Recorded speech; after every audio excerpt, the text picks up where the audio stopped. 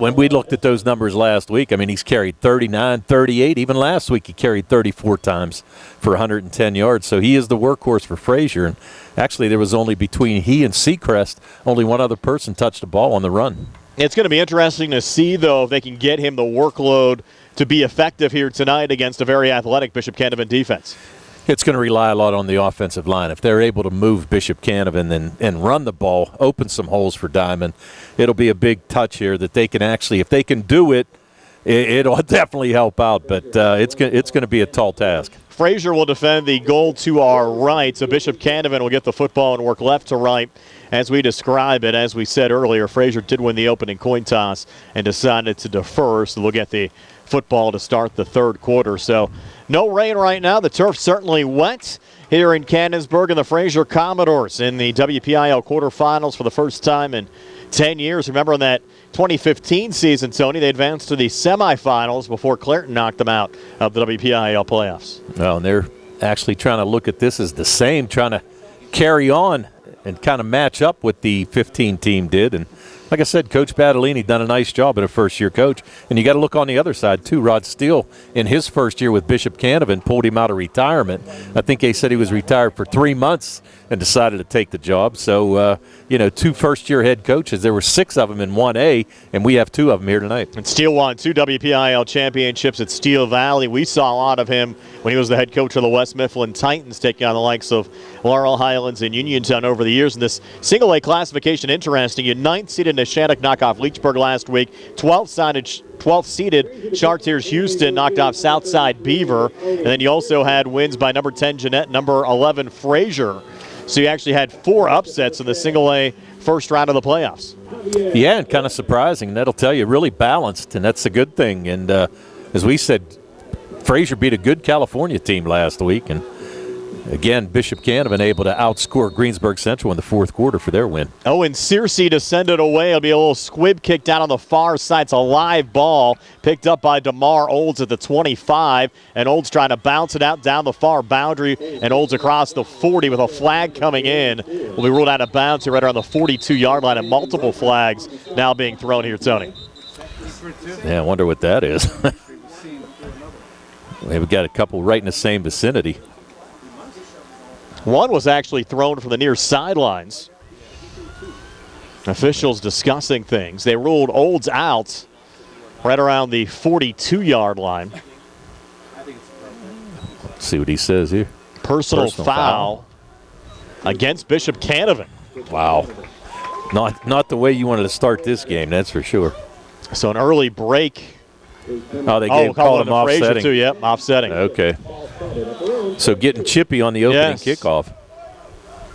Didn't take long for that. So we'll get our first look at DeMar Olds. Olds only his 3rd appearance as a quarterback this season. Of course, saw action last week in the first round against Greensburg Central Catholic. Their starting quarterback all season long, Brady Wagner, ruled ineligible for the WPIAL playoffs due to transferring in from Mount Lebanon in the offseason. Olds also saw some action in quarterback against Burgettstown earlier on this season. And he'll start here out of the shotgun with Monte Mott on his right hip. They're going in tight with a little banana bunch to the right side, but Mott running left side, and Mott maybe a half a yard there. Not much running room against this tough Frazier defense. And tried to go right behind the 6'6", 330-pound Butler, but good stop there by Frazier. And just as this game gets underway, some rain showers start to fall again. You actually have the rain blowing in from right to left right now, right in the face of this Bishop Canevin offense. So second down and a long 9 here for the Crusaders. Olds back out of the shotgun, will take the snap, run the whole way here on the near side, will try to cut up the field, and Olds able to get across the midfield stripe down to the Frazier 49-yard line. Tackled there by Derek Diamond. Be a gain of 8 on the play to bring up 3rd down and 1. Yeah, a pretty nice block there to spring him on Mott. Actually kicked out, made a nice block, opened a hole there for Olds, and made it a more manageable 3rd and 1. Ball now on the near hash mark, the Frazier 49, with the rain falling here in Canonsburg. Holds the long run over to the far sidelines to get the play as the Crusaders come to the line. Play clock down to 9. And now you have Olds in a semi-loaded pistol. Will take the snap. Actually ran into the running back Mott, who gets the carry there. And Mott only needed one, got two to pick up a Bishop Canevin first down. He had a nice run there. Just put his head down and picked up the two that he needed. And the first down for Bishop Canevin. And Carl hustling there to bring out the towels a little bit there to cover up the camera with the rain.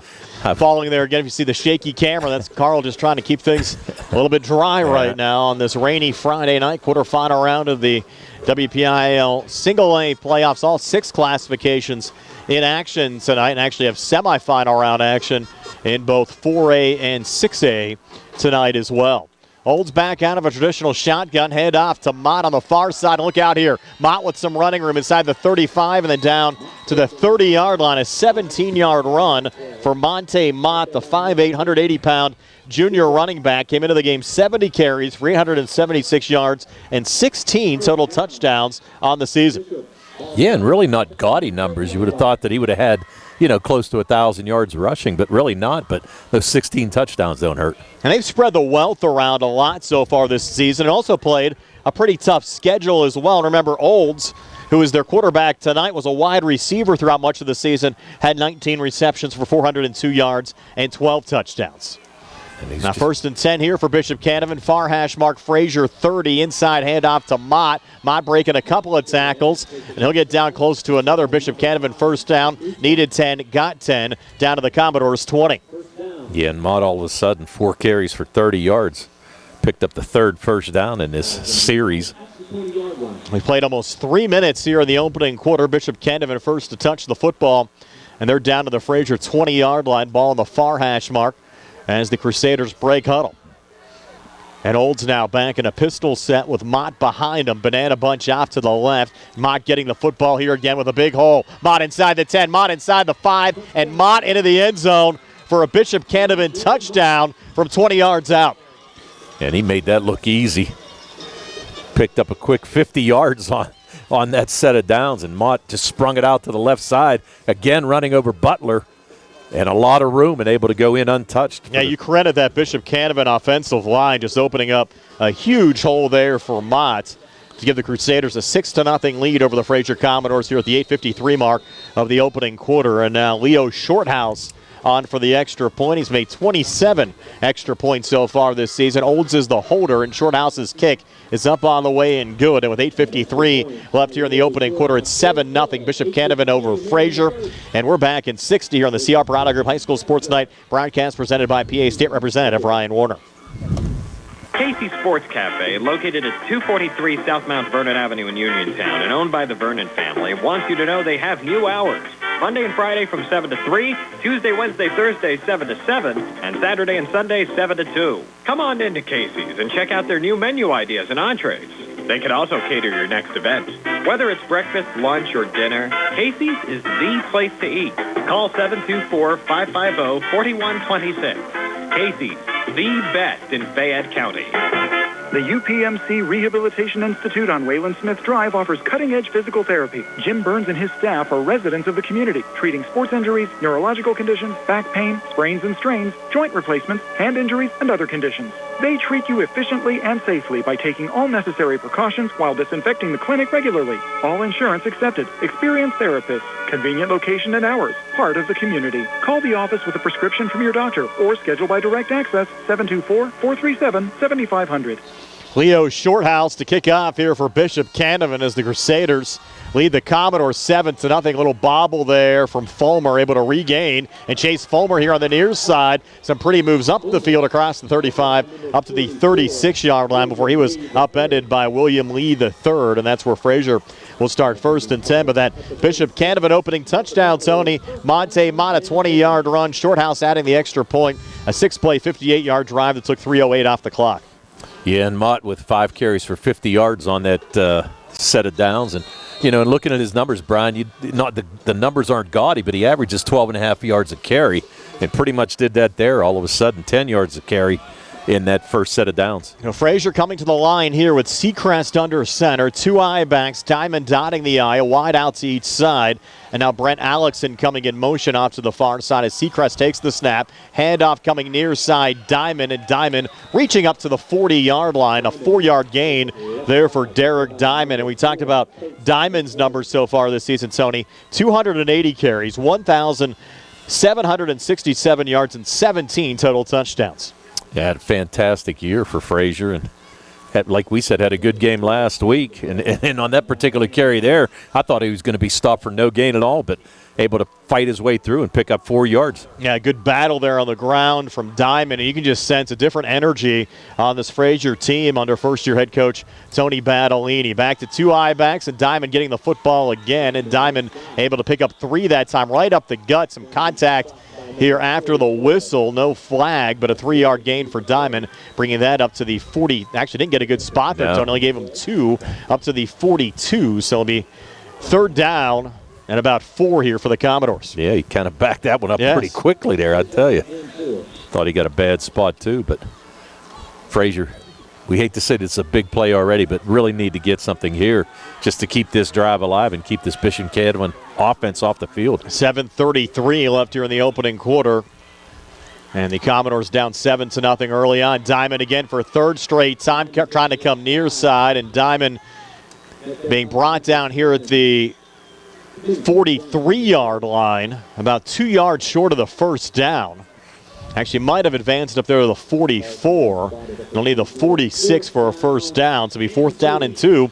And decision time here for head coach Tony Battolini. Yeah, big decision is right. Do you give Bishop Canevin, if you don't make it, in Frazier territory? I don't know. I gotta think they're going to try to draw him offside and then possibly punt if that doesn't happen.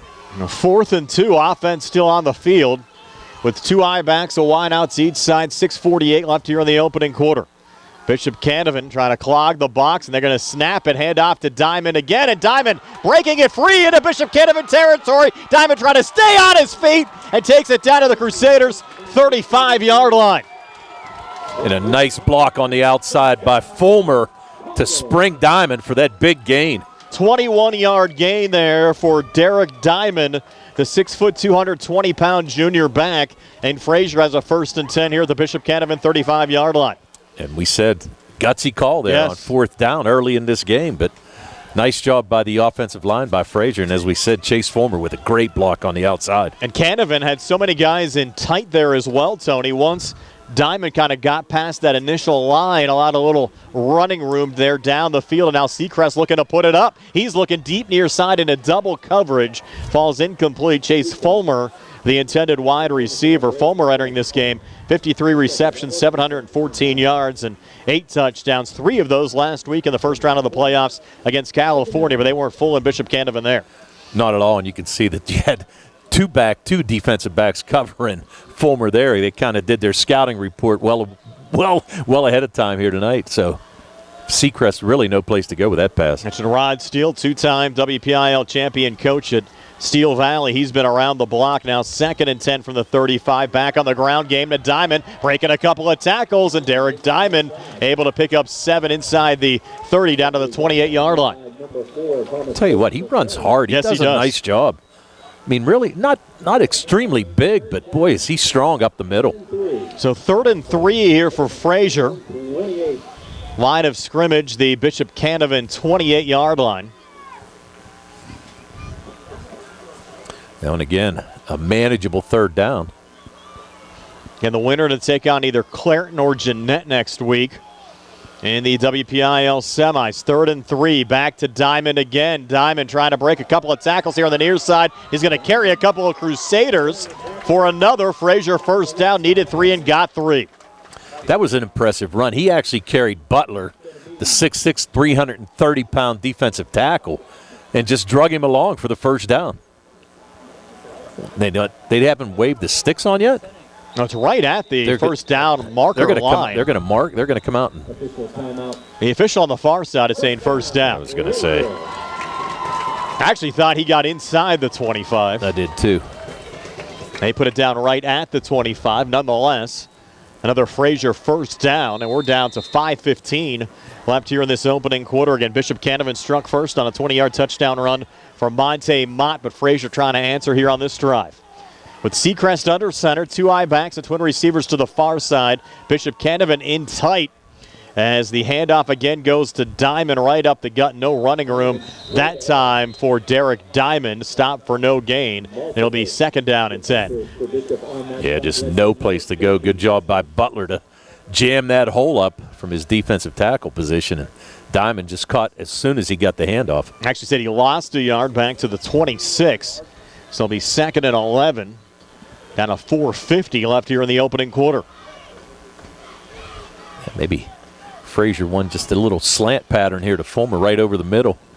Haven't seen Seacrest complete a pass yet on this opening drive, but Diamond certainly has got the job done on the ground. 2 eye backs once again. Seacrest under center, takes the snap. He's going to put it up far side of the pass, in and out of the hands of Chase Fulmer. So a pretty good shot there from DeMar Olds. Pass falls incomplete, and it'll be 3rd down and 11. Yeah, and the ball was thrown hard, and I think he might have seen Olds coming a little bit out of the corner of his eye.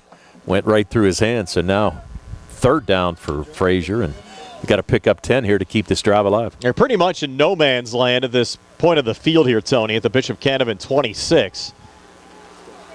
Not close enough to attempt a field goal, and obviously you're not going to punt from this situation either. No. So you have 2 downs to pick up 11 yards. Same formation here with Seacrest under center, wide out to each side, 2 eye backs. Diamond dots the eye. Diamond will get the football. Diamond here on the near side with a couple of blocks, and Diamond's going to take it inside the 15 and should have enough here for a Frazier first down, depending on the spot. I'll tell you what, Tyler Morrison threw a fantastic block there to give Diamond some room, and it's going to be extremely close. Let's see where they mark it here. Put it right down at the 15-yard line. Should be another first down. It is. I would think so too, yep. Here for the Frazier Commodores. So Frazier keeping this drive alive with 4:19 left here in the opening quarter. And again, eating up some clock. They got the ball with 8:53 to go here. We're down to 4 minutes. And time of possession was so key last week in Frazier's first-round playoff win over California.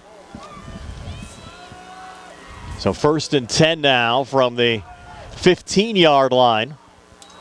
With Seacrest under center, handoff going there to Diamond, and Diamond breaking a couple of tackles again and taking it down to the 6-yard line. A 9-yard run there for Derek Diamond. Diamond pretty much having his way right up the middle. Kind of surprising. We thought that this Bishop Canevin front was going to be pretty tough to get by, but they're doing a nice job offensively.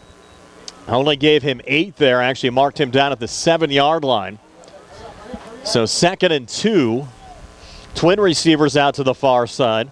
Seacrest under center, 2 eye backs. Diamond gets the football, ran into one of his offensive linemen, able to sidestep off to his right, and should have enough here for another Frazier first down, taking it down right around the 5-yard line.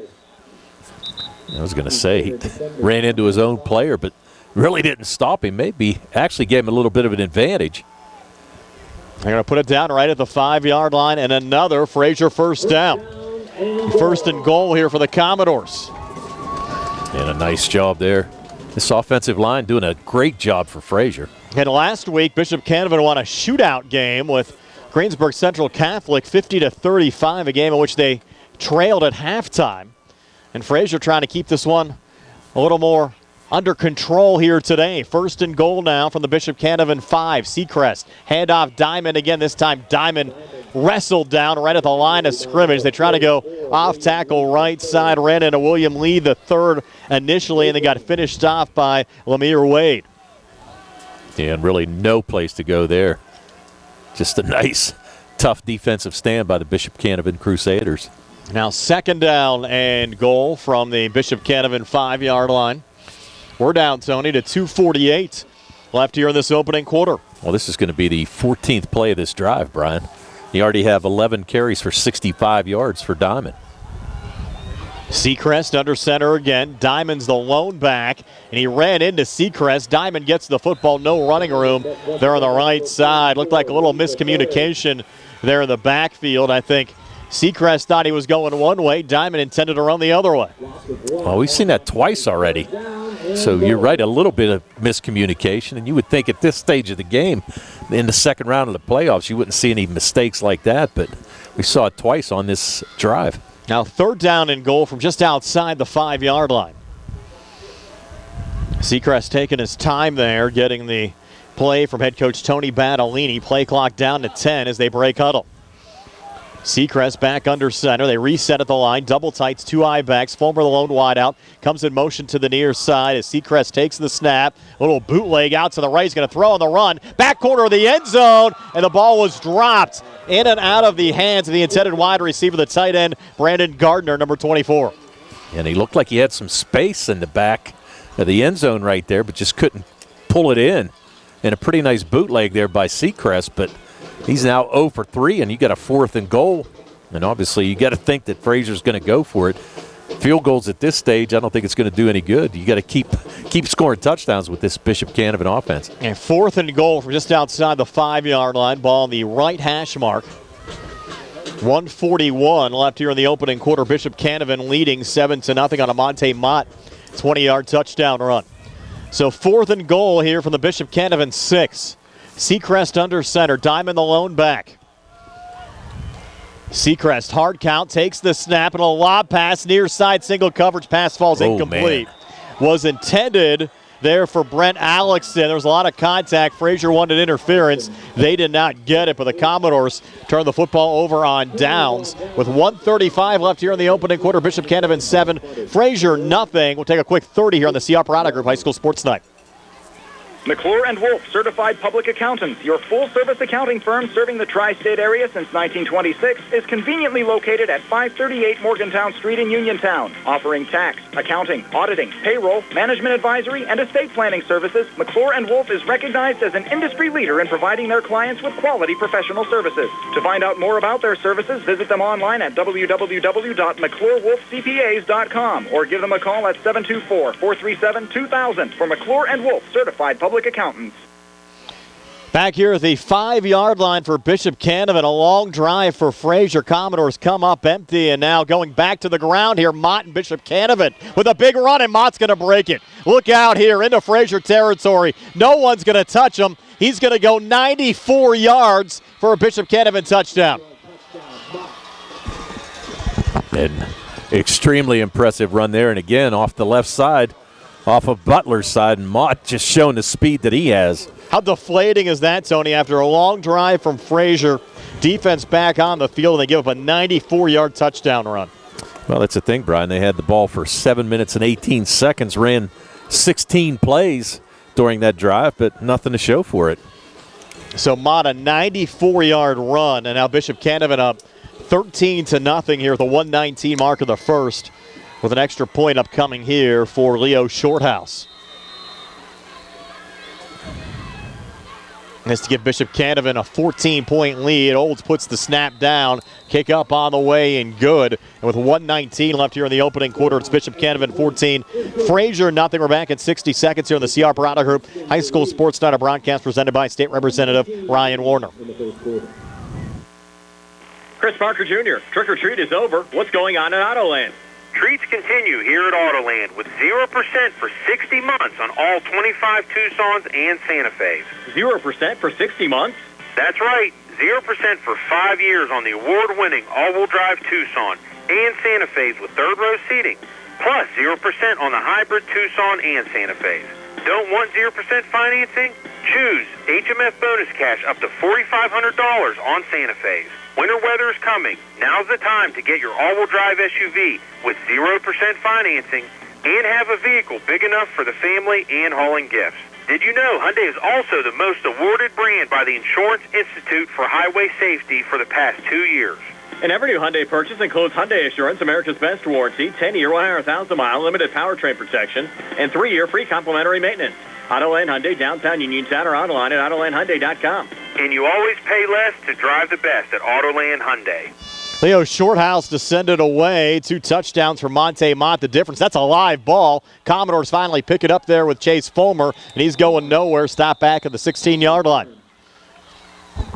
Yeah, just that ball just laid on the ground for a long time there, Brian. Fortunately for Frazier, able to get to it, and you got to wonder, maybe getting a little slippery on that turf with this rain. Yeah, rain seems to be picking up in intensity right now. We have 1:15 left in the opening quarter. Again, Frazier took much of the time off the clock, Tony, in that opening quarter with a drive down to the Bishop Canevin 6-yard line. But turning the football over on downs, now the Commodores get it back, working right to left as we describe it, but they're down 2 touchdowns. Well, yeah, so far Frazier's had the ball for 7 minutes, 18 seconds. Bishop Canevin only 3:24, but they're up 14-0. Seacrest handoff here to Diamond. Maybe a half-yard gain there. Not much running room there for Diamond here on the near side. That's 3 straight carries for him without a gain. As we said, already has 13 carries, 65 yards. But right now, this Bishop Canevin team looking to bottle him up. A 2nd and 9 now for Frazier. Down to 45 seconds left here in the opening quarter. Seacrest coming back to the line. 2 eye backs, twin receivers to the near side from the Frazier 16. The Diamond again looking for running room up the middle. And Diamond able to take it up to the 21. Gain of 4. Be 3rd down and 5. And Frazier won't have to snap it again here if they don't want to end the opening quarter. And that's going to do it. Play clock at 27, game clock at 15. Commodores in no hurry, so we'll switch sides of the field and we'll go to the second quarter with Bishop Canevin off of 2 touchdown runs of Monte Mott of 20 and 94 yards, leading the Frazier Commodores 14-0. We're back in 60 seconds here on the CR Parada Group High School Sports Night broadcast presented by State Representative Ryan Warner. At what point did everything change? When did service get taken out of service industries? It's too bad, because people are busy these days. At life, at work, at play. When it comes to your hard-earned money, you want service. Real service. From a person you know and a face you trust. At a bank where changing with the times doesn't mean leaving people behind. We're proud to be a part of your community. We're United Bank, at your service. Do you need a fast, friendly notary service that is open in the evening? Sandy Howell Notary Services is here for you, offering new PA and West Virginia plates and ready to assist with your vehicle, boat, motorcycle, and ATV registrations and transfers, plate renewals, and more. Serving Fayette County and all surrounding areas, open weekdays from 10 to 8:30 and Saturdays from 9 to 5. Sandy Howell Notary Services, Dry Knob Road, Smithfield. Call 724-564-8955. Big enough to serve you, small enough to know you by name. Back here in Canonsburg, Brian Morozak alongside Tony Hanola. Carl Childs behind the camera on our YouTube live video feed. And Nick Barczyk back inside our Davis & Davis Attorneys at Law studios. Appreciate you joining us for WPIAL Single A quarterfinal round playoff action here at Canton McMillan High School. Our live video, courtesy of PA State Representative Ryan Warner, Tiffany Smith Fine Arts Studios, Perry Volunteer Fire Department, Jean and Boots, Sandy Howe Notary Services, owners Ed and Sandy Wolinski, Ford of Uniontown, Uniontown Liquidation Outlet, NAPA Auto Parts, and Perry Drug. So we switch sides of the field. Frazier now working left to right as we describe it. They're facing a 3rd and 5 here from their own 21-yard line, and now flags come in. This might be against Bishop Canevin here, Tony. Frazier's clapping their hands. Might be an offside. Looks like they might have lined up offside. And they did. That's the call. This will be very close here. They're going to say first down. It was 3rd and 5. Looked to maybe be 3rd and a long 5, but they're going to give the Commodores the first down even before the opening snap here in the second quarter. Yeah, and you're right. I thought it might have been just a hair short, but I did too. Yeah, referees didn't see it that way, so good for Frazier and keeps this drive alive, their second drive of the game. The Commodores will take it for sure. And they'll come to the line here with Seacrest back under center. They spread the field a little bit. Twin receivers to each side. Diamond the lone back. And now Seacrest gets under center. 1st and 10 from the Frazier 26.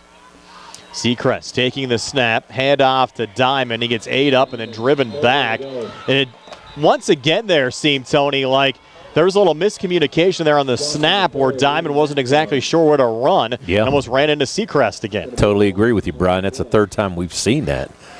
That's going to be about a 2-yard loss for Diamond. So 2nd and 12. You might be seeing Seacrest being forced to put it up here. I think certainly different conditions. You look back at last week's game against California, didn't have the precipitation falling like we do tonight. Yeah, and a little bit of a breeze because it's blowing from right to left as we're looking at it. It's going to make it tough to throw, especially with a wet ball. And the play clock is going to expire. Did Frazier get a timeout there? They did. With 11:14 left before halftime. Bishop Canevin 14, Frazier nothing. We're back at 60 here on the CR Product Group High School Sports Night broadcast presented by PA State Representative Ryan Warner. The Sea Harbor Auto Group is bringing service to your door with the exclusive Sea Harbor Service Valet. Just call to schedule your next service appointment, and we'll come pick up your car, then drop it off after the work is finished. We'll even wash it for you. Call us today at 724-930-7766 to schedule your next appointment. Pickup and delivery with white glove service. Never wait in a service lounge again. Call us today at 724-930-7766. It's just that easy. Attorneys Bobby Gordon, Shane Gannon, and Tim Witt at Watson Mundorf LLP wish all of our local teams the best of luck this year. Watson Mundorf is a premier regional law firm whose experience and expertise empower it to not only be an advocate for its clients, but also provide them with exceptional service to exceed expectations. With offices in Uniontown and Connellsville, they are local and here to serve you. Call 724-666-8882 for attorneys Bobby Gordon, Shane Gannon, and Tim Witt. Back here in Cannonsburg, Frazier with the football after the timeout, facing a 2nd and 12. Seacrest under center is going to put it up with pressure coming, and Seacrest is going to be sacked back at the 15-yard line by that Division I prospect you talked about, Tony, Minnicon Johnson. Minnicon Johnson, and you could see why West Virginia.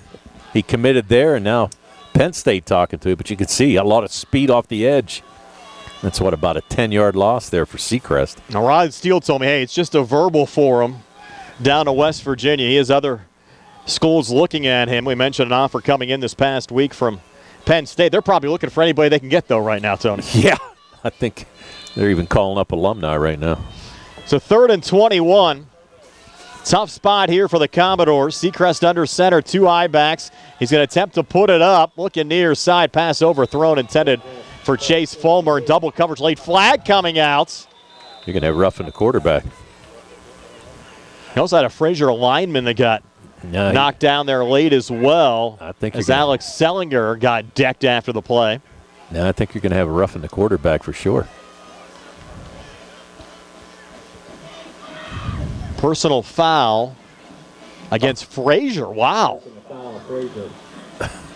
I'm going to guess that's going to be declined, or do they? Well, that's going to be a dead ball foul. I think that was after the play had ended. Interesting. It will be 4th down. So it's going to be about a 7-yard penalty for them, half the distance to the goal. They're going to have to punt here. On 4th and 29. I don't believe they attempted a punt last week. Did not. Against California. We thought that they were going to. There was a few times that we thought, but they ended up going for it and picking up the first down. And Owen Searcy about 5 yards deep in his own end zone. We'll send it away here for Frazier. High snap. We have a flag coming in. Yeah, it's going to be a false start, so move it back again half the distance. That might have helped Frazier. Searcy might have had some issues getting that one off after the snap. He's not going to have a whole lot of room to work with now, though. That's the only thing.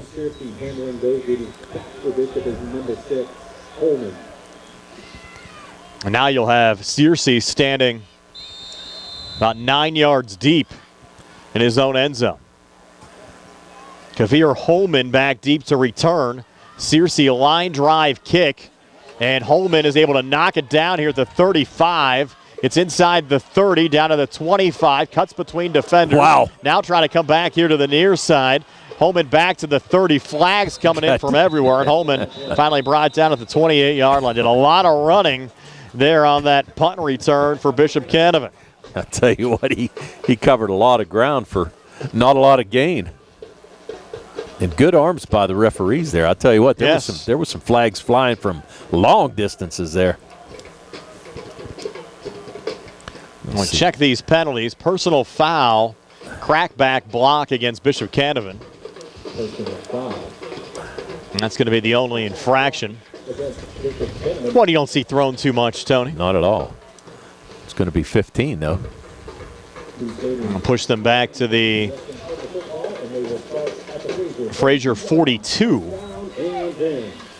And they scored on a one-play drive last time out, 94-yard touchdown run for Monte Mott.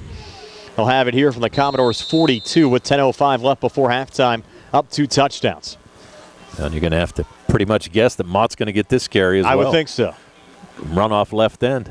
I'd do anything else. Already has 2 touchdowns tonight, 18 touchdowns for the season. They had a late substitution coming on here for Bishop Canevin. William Lee III now back on as a fullback, and Olds is going to put it up. He's looking deep far side and overthrown.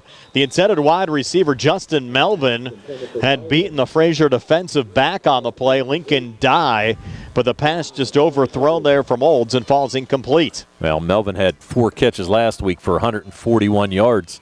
2 of those were touchdowns from 66 and 69. And a pretty good throw there by Olds, but just a little too much. And we said that during the pregame, Brian. He's got a pretty nice arm. So Canevin will put this one down here at the Frazier 42 for 2nd and 10 after the incomplete pass. And Olds now back in a shotgun with Mott off to his right. Twin receivers to the near side. Now coming in motion, Holman will get it here on the jet sweep. And Holman brought down in the backfield back at the 45-yard line by Frazier's Dylan Krukowski. Be a 3-yard loss and be 3rd and 13. And a nice play there by Frazier. Saw Holden in motion, and they kind of had the instinct that it was going to go to him. And a good defensive play for the 3-yard loss. Brings up 3rd and 13 now. Line of scrimmage now, the Frazier 45 on the far hash mark. And Frazier's defense has been terrific, especially after the start of October. That's when this Commodores team kind of turned it on and took it to another level. Extremely solid last week against California. Now trying to defend a 3rd and 13 with Mott getting the football, and Mott some running room on the far side, and Mott will bring this one close to a Bishop Canevin first down depending on the spot, right around the Frazier 32. It's going to be, I think they're going to mark him just short, it looks like, from our angle here. Going to mark him about 2 yards short, actually. Didn't get a great spot there at the 34. No, not at all. So it'll be 4th down and 2 here for DeMar Olds and the Bishop Canevin Crusaders. 9:05 left before halftime. Mott already with 7 carries, 155 yards, and as you said, 2 touchdowns. 4th and 2. Let's see if Frazier's defense can step up here with a big stop.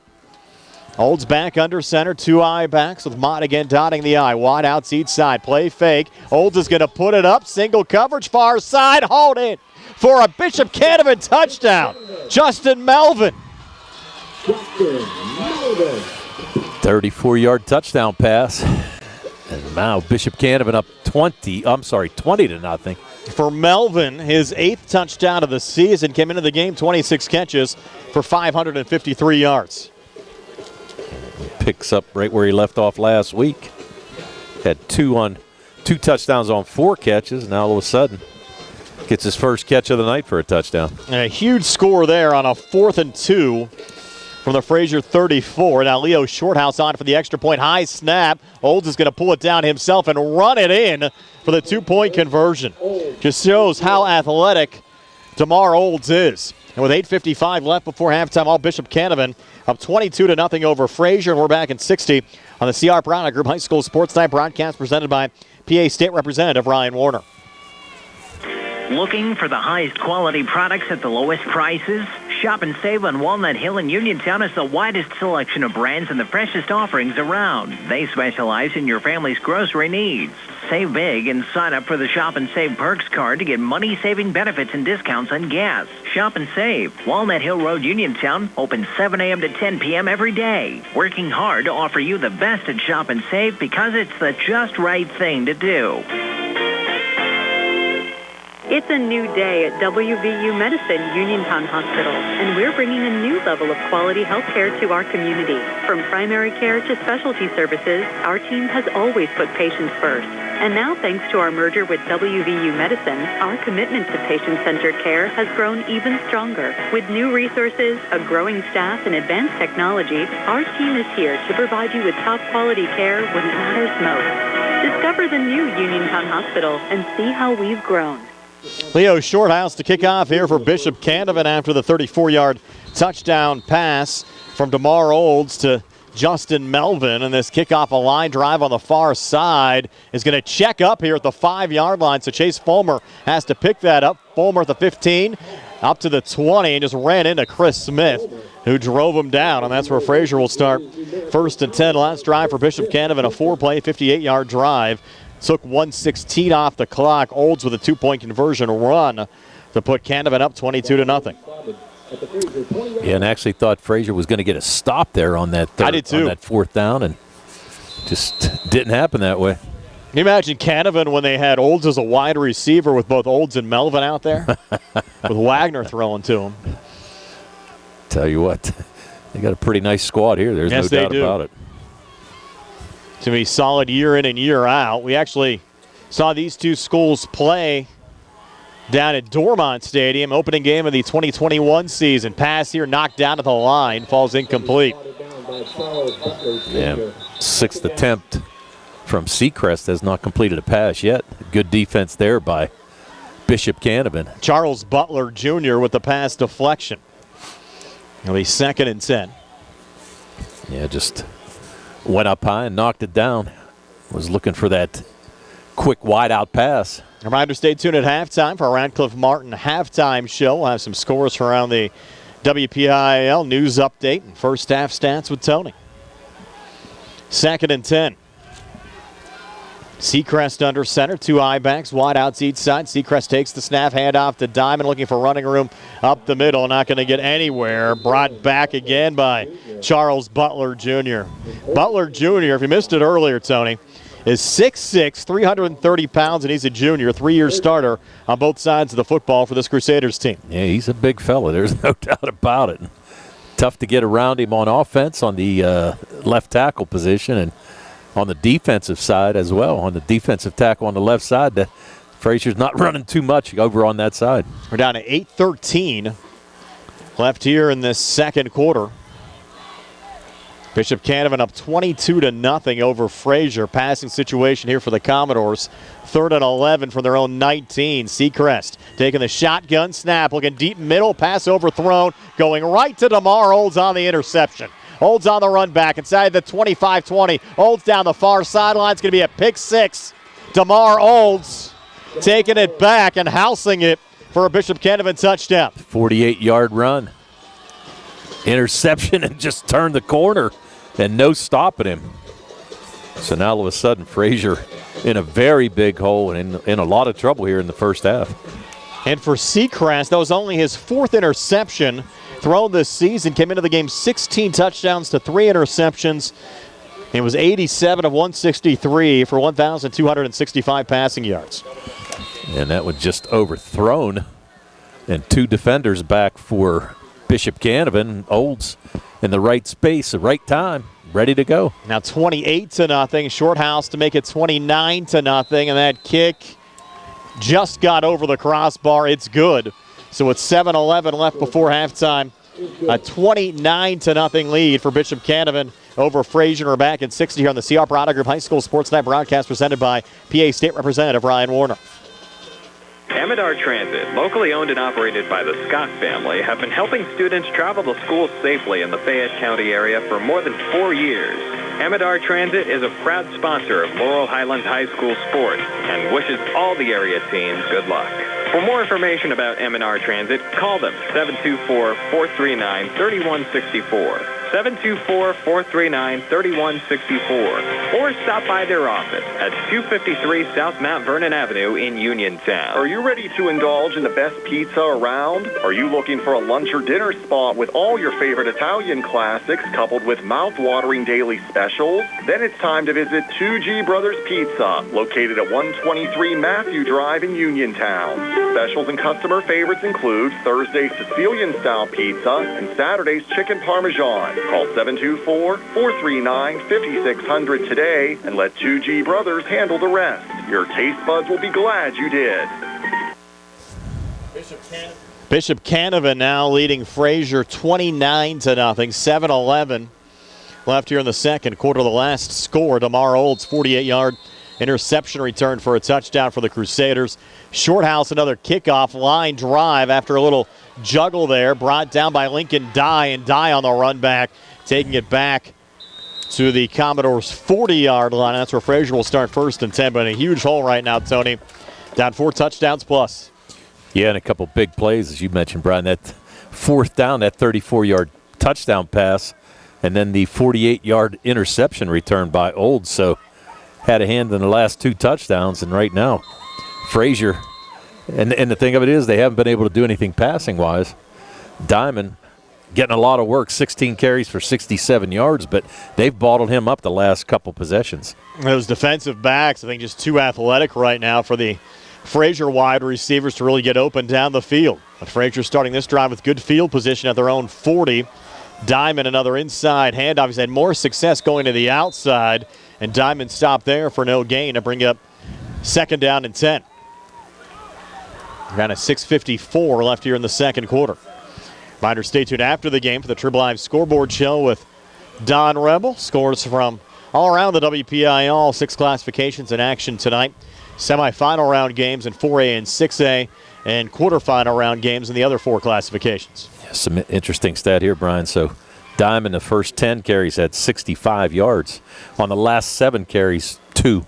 Yes. Then, like I said, they've really just collapsed on him, and that's the way it is. 2nd and 10 now from the Frazier 40. Seacrest back under center, putting it up, and that pass falls incomplete. Closest Commodore wide receiver there was Lincoln Dye. You talk about a quick turning point in this game. Frazier had a 1st and goal, the Bishop Canevin 5-yard line, down 7-0, about to punch it in, and Bishop Canevin stopping the Commodores there on downs. And then on the next play, after the Commodores were stopped on downs, Monte Mott going 94 yards for a Bishop Canevin touchdown. Just like that, the Crusaders went up 2 touchdowns, added the 34-yard touchdown pass to Melvin, and the pick 6 from Olds. And now 29-0 with 6:18 left here before halftime.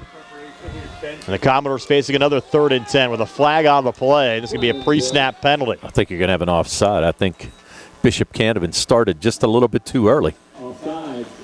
You're right on that, Tony. And Frazier will take the free 5 yards. Be 3rd and 5 now from the Frazier 45. Yeah, just a quick start there by Bishop Canevin, anticipating the snap. No matter what happens, though, Tony, the rest of the night tonight, what a great accomplishment for Frazier just to be here in the quarterfinal round. I think he would have got long odds in early October for Frazier even to make the playoffs, let alone be here in the quarterfinal round of the postseason. So 3rd and 5, Seacrest under center, hand off to Derek Diamond, and Diamond will be driven back and will lose a yard on the play. It'll be 4th down and 6. We were talking to some of the Frazier assistant coaches before the game, and they said with the new enrollment numbers that came out earlier on today, Frazier should remain in single A next year for football. And I said, would you guys like to go back to the Tri-County South? And they said, even though the trips are better, we don't mind being in the Eastern Conference. Kind of toughens us up for the postseason. Yeah, well, you know what? It's one of those things when you play tough competition throughout the year, ends up paying dividends when you get to the playoffs. Owen Searcy to punt it away. He's back at the Frazier 28. Deep man for Bishop Canevin is Holman. Searcy sends it away. Holman's going to let it go. And the ball will get down here at the 29-yard line. And that's where Bishop Canevin will start 1st and 10 when we come back. 5:26 left before halftime. Bishop Canevin 29, Frazier nothing. We're back in 30 here on the CR Product Group High School Sports Night broadcast presented by PA State Representative Ryan Warner. Your heat on the fritz? Your AC stop working? Your pipes backed up? Did your lights go out? Well, for all your heating, air conditioning, electric, and plumbing emergencies, CHIPS Residential Services is here for you. Located right in Uniontown and offering 24-hour emergency service, let the experts at CHIPS help you through all your emergency needs, as well as installation and regular service. Call 724-366-8046 to get the help you need today. Your hometown team of technicians, CHIPS Residential Services. Back here at Canon McMillan Stadium here in Cannonsburg. We had a holding penalty there, Tony, against Frazier, surprisingly. And it looks like the Crusaders are going to make the Commodores punt it away again. Well, you can't blame them. I mean, really, that last putt only probably went about 25 yards. So once again, Searcy with a high snap coming back at his 20-yard line, barely able to get it away. Now they put Olds back deep to return the punt. And Frazier's going to down it here right around the 32-yard line. That's where Bishop Canevin will start 1st and 10. So really, the penalty didn't make too much of a difference there, Tom. Not at all, really. Just made him punt it again. So Bishop Canevin now to start with 5:15 left here before halftime from their own 32-yard line. And they'll have an opportunity here if they can get a touchdown on this drive to enact a running clock for the second half. This game has really swung in a hurry. It did swing. And, you know, when Frazier had that first possession, as we said, they had a 16-play drive, ran over 7 minutes off the clock, and when they couldn't pound it in, kind of took the wind out of the sails, and then that 94-yard touchdown run right after that really just kind of turned the tide all the way around for Bishop Canevin. Olds under center here, play fake, sidearm pass down the field, complete there to Wade, and Wade into Frazier territory inside the 40 and run out of bounds right around the 35-yard line. So Amir Wade, the 6'5", 215 junior, a huge catch for another Bishop Canevin first down. And they'll rule Wade down here at the Commodores 39. And a nice little play right there. Just a little bit of a rollout, and Wade 6'5", so big target, and able to pick up 29 yards. 5:05 now left before halftime. 1st and 10 here for Bishop Canevin from the Frazier 39. Olds back under center, 2 eye backs. Modigan dotting the eye, wide out to each side. An inside hand. Actually, they change backs there and take it down to the 32-yard line. 84, Tony. I didn't even have on my roster. Yeah, I don't know who that was.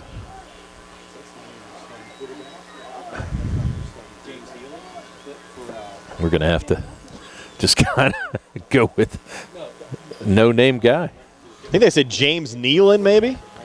I don't know. Yeah, we did not have an 84 on our roster at all. Must have had a number change is what I'm going to guess here, Tony. And he's going to have another carry here inside the 20 down to the 19-yard line for a 13-yard pickup. Yeah, not exactly sure who it is, but he's picked up 20 yards in 2 quick carries. Who is that on 80? James Healy. James Healy. James Healy, Tony, was the ball carrier. Okay. So we'll mark him down on our roster sheet wearing number 84. Yeah. He's nowhere to be found on the roster I had, and wasn't even in their stats that I saw carrying the football either. But Healy's going to get it here for the 3rd straight time and take it down to the Frazier 15-yard line. Now goes a 5-yard pickup to bring up 2nd and 5. We're down at 3:50 left here before halftime. But I even had all their stats coming into the season, and there was no Healy's even with 1 carry coming in. There you go. They had a different roster than we got then. Yeah. Yeah. Yeah. Have him listed as a kicker. Oh, there wow. you go. Yeah. Yeah. He was not even on the sheet that we got from Bishop Canevin yesterday. Obviously, the folks here got a different roster than we got, and here's Healy with another carry. And Healy close to another Bishop Canevin first down to the Frazier 10.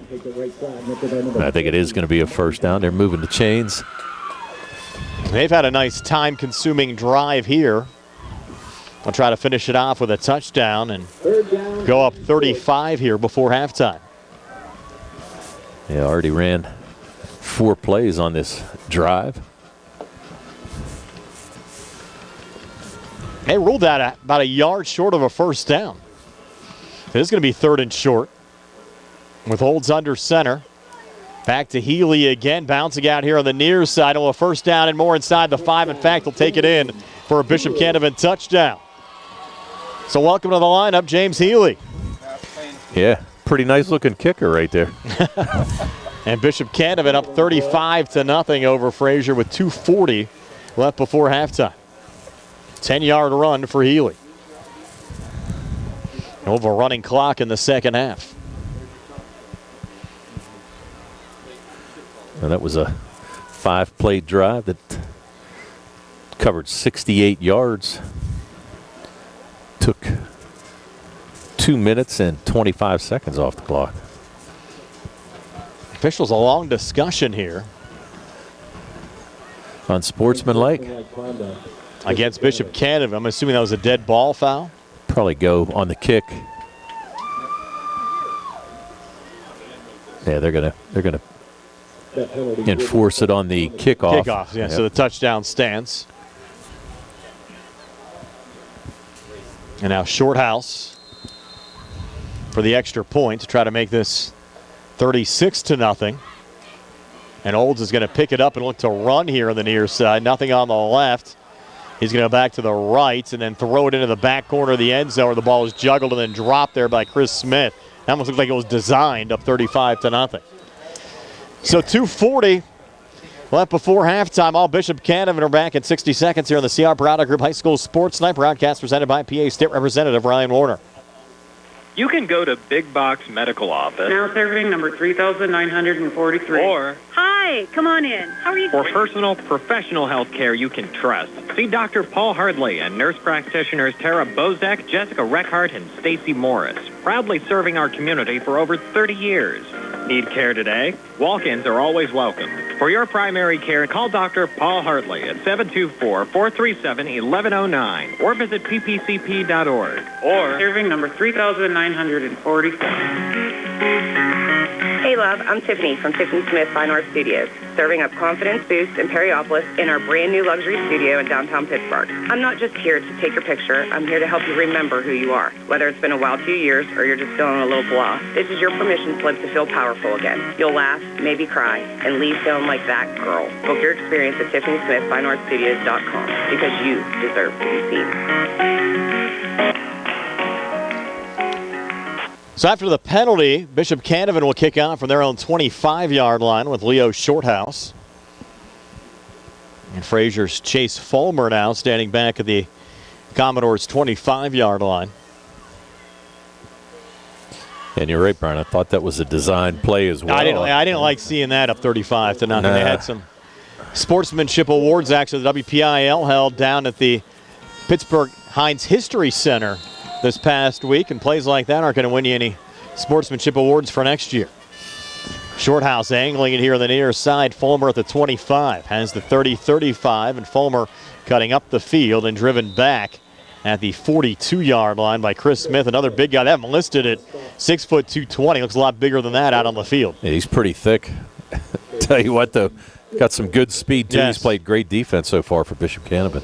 We'll see how aggressive Frazier gets on this drive. They have it at their own 42. Again, they've not been able to throw the football down the field. Yeah. Brady Seacrest without a completion so far in this game for the Commodores. 0-8 with an interception. And the running's been a lot tougher as well for Derek Diamond as of late, after Diamond was very productive on Frazier's opening drive of the game.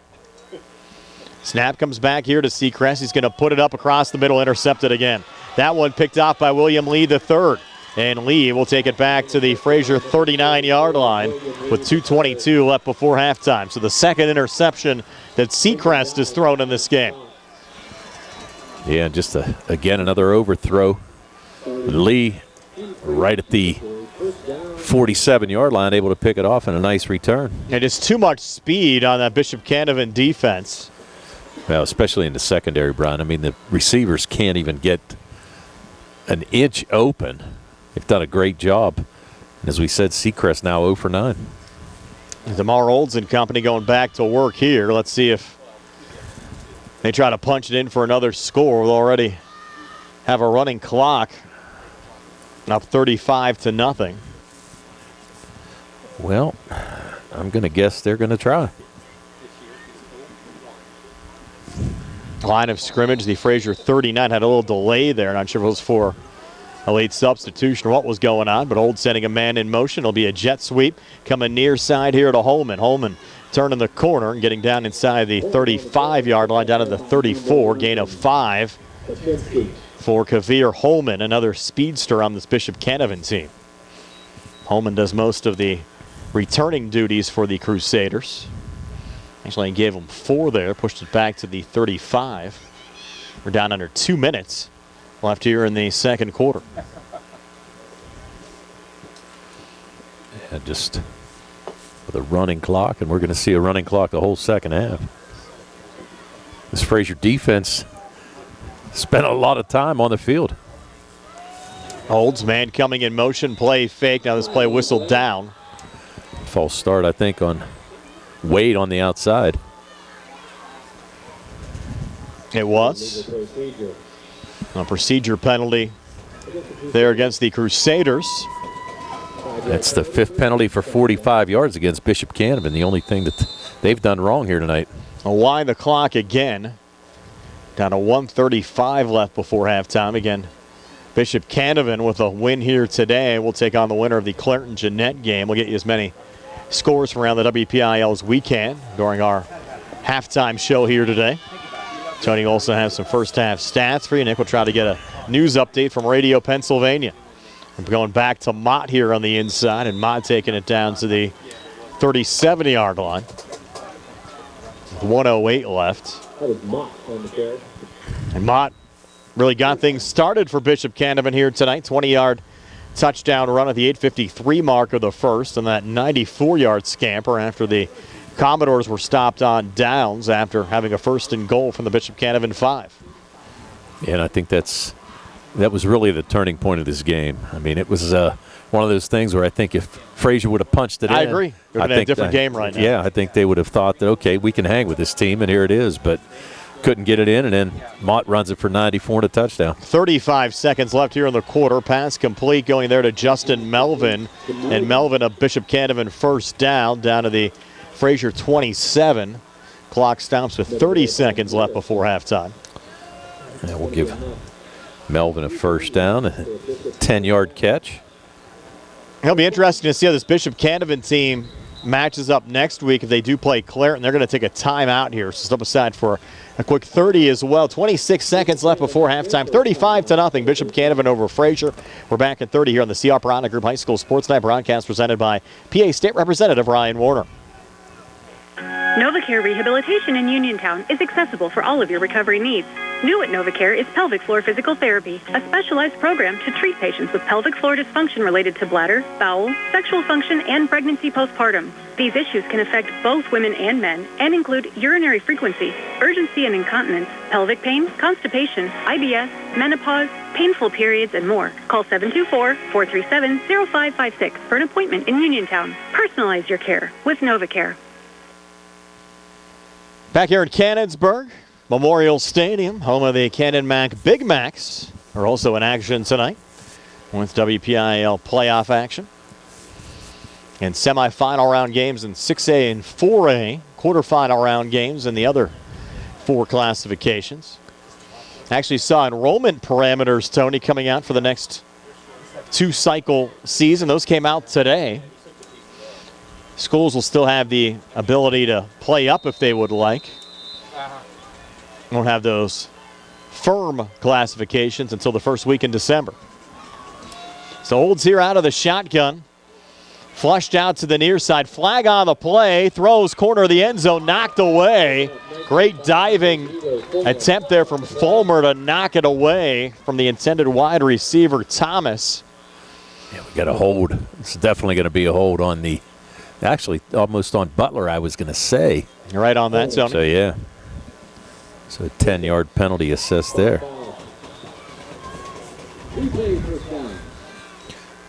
19 seconds to go here in this first half. And Bishop Canevin still trying to they're still taking some shots up 35-0. Yep. Line of scrimmage now the Frazier 38.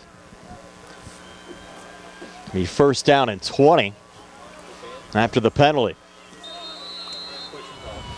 The Crusaders come to the line here with Olds again out of the shotgun. Protector back off to his right, and 4 wide receivers in the game, 3 to the near side. And Olds is going to look to put it up again across the middle. Pass hauled in there, Justin Melvin. Melvin spinning his way down to the 10-yard line. I think Bishop Canovin's going to take another timeout. Yep. They will with 10 seconds left before halftime. Bishop Canevin 35, Frazier nothing. We're back in 30 here on the C.R. Piranha Group High School Sports Night broadcast presented by PA State Representative Ryan Warner.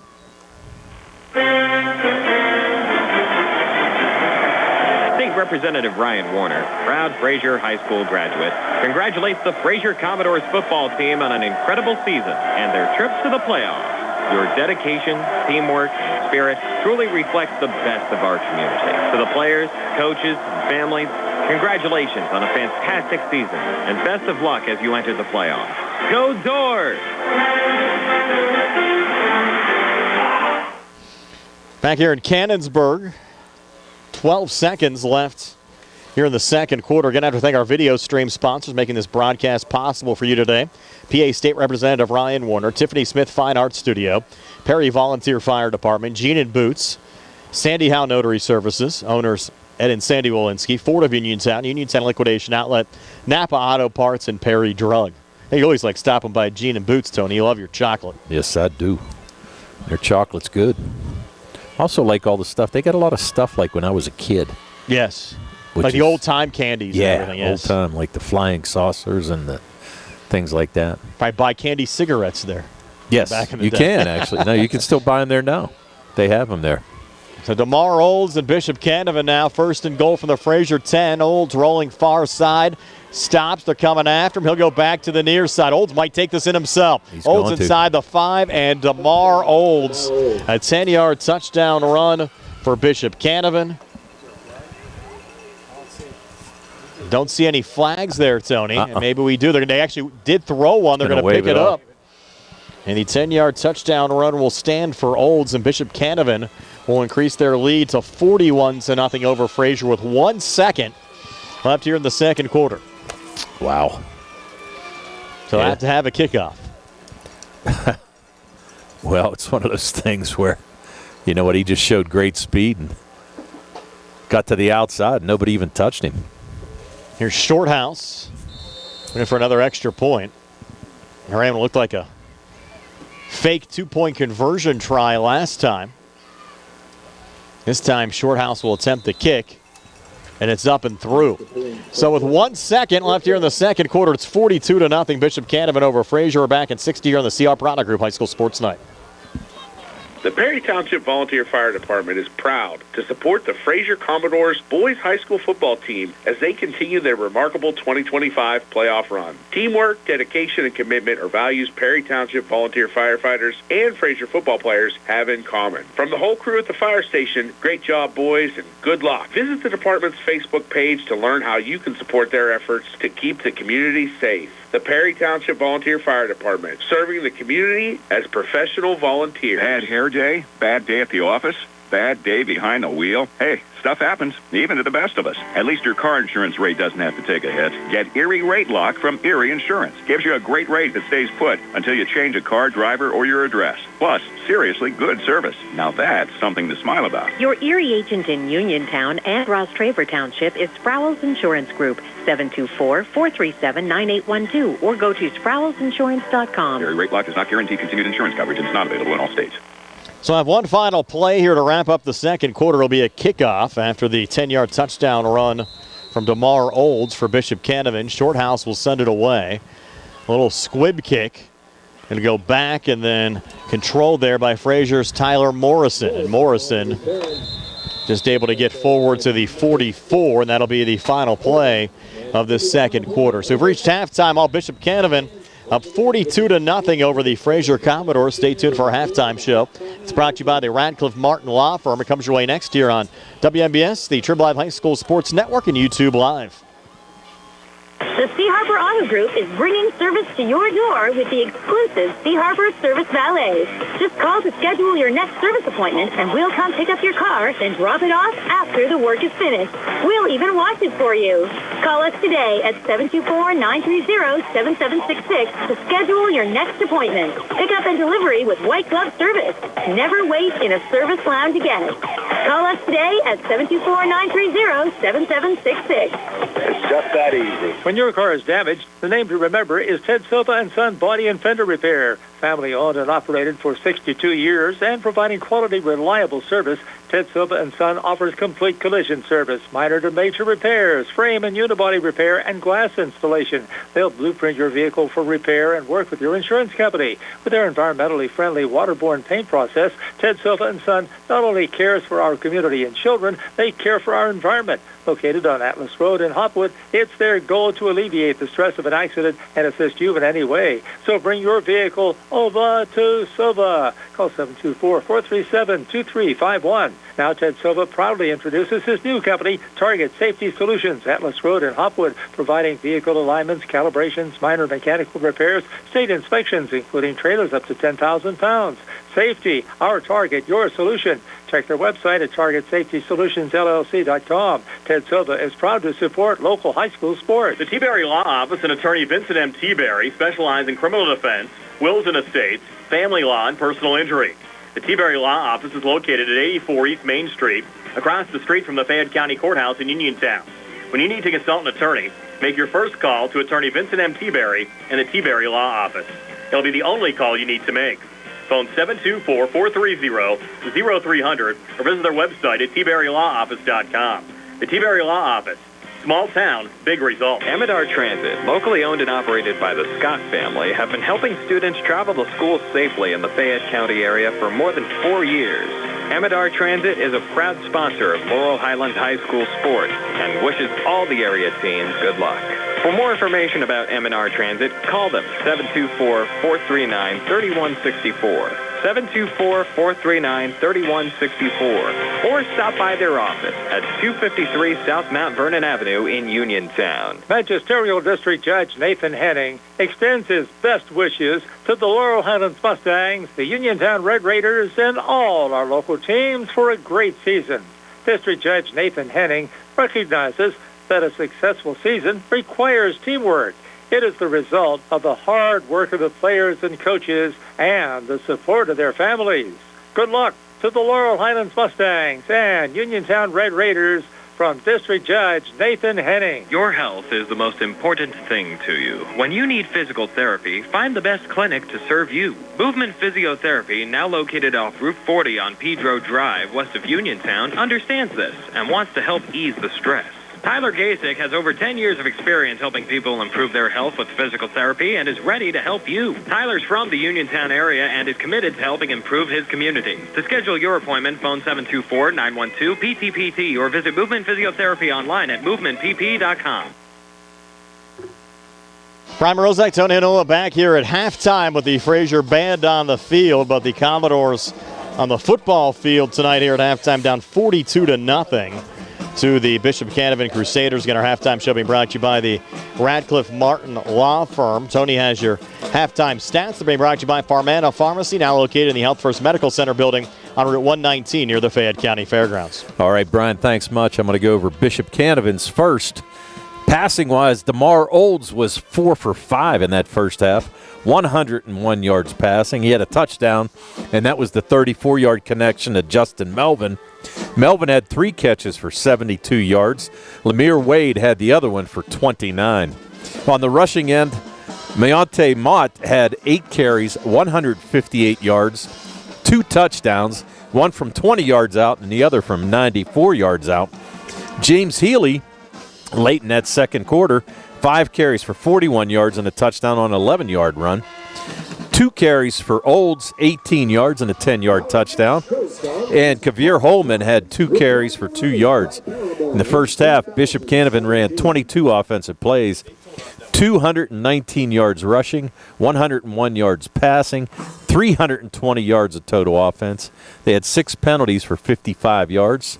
They had 8 first downs and 0 turnovers in that first half. And, Tony, one correction for you as well. Who we were calling James Healy actually found out it's Newville Bone III wearing 84. So we just got a late correction on that as well. There you go. Which makes sense because we had stats on Bone this year. We had nothing on Healy and actually gave us some other late number changes as well. I guess better late than never. Would have been nice to have those for the first half, but at least we have them here for the second half. Well, it sounds like Nouvelle forgot to bring his jersey. Yes. So anyway, Nouvelle.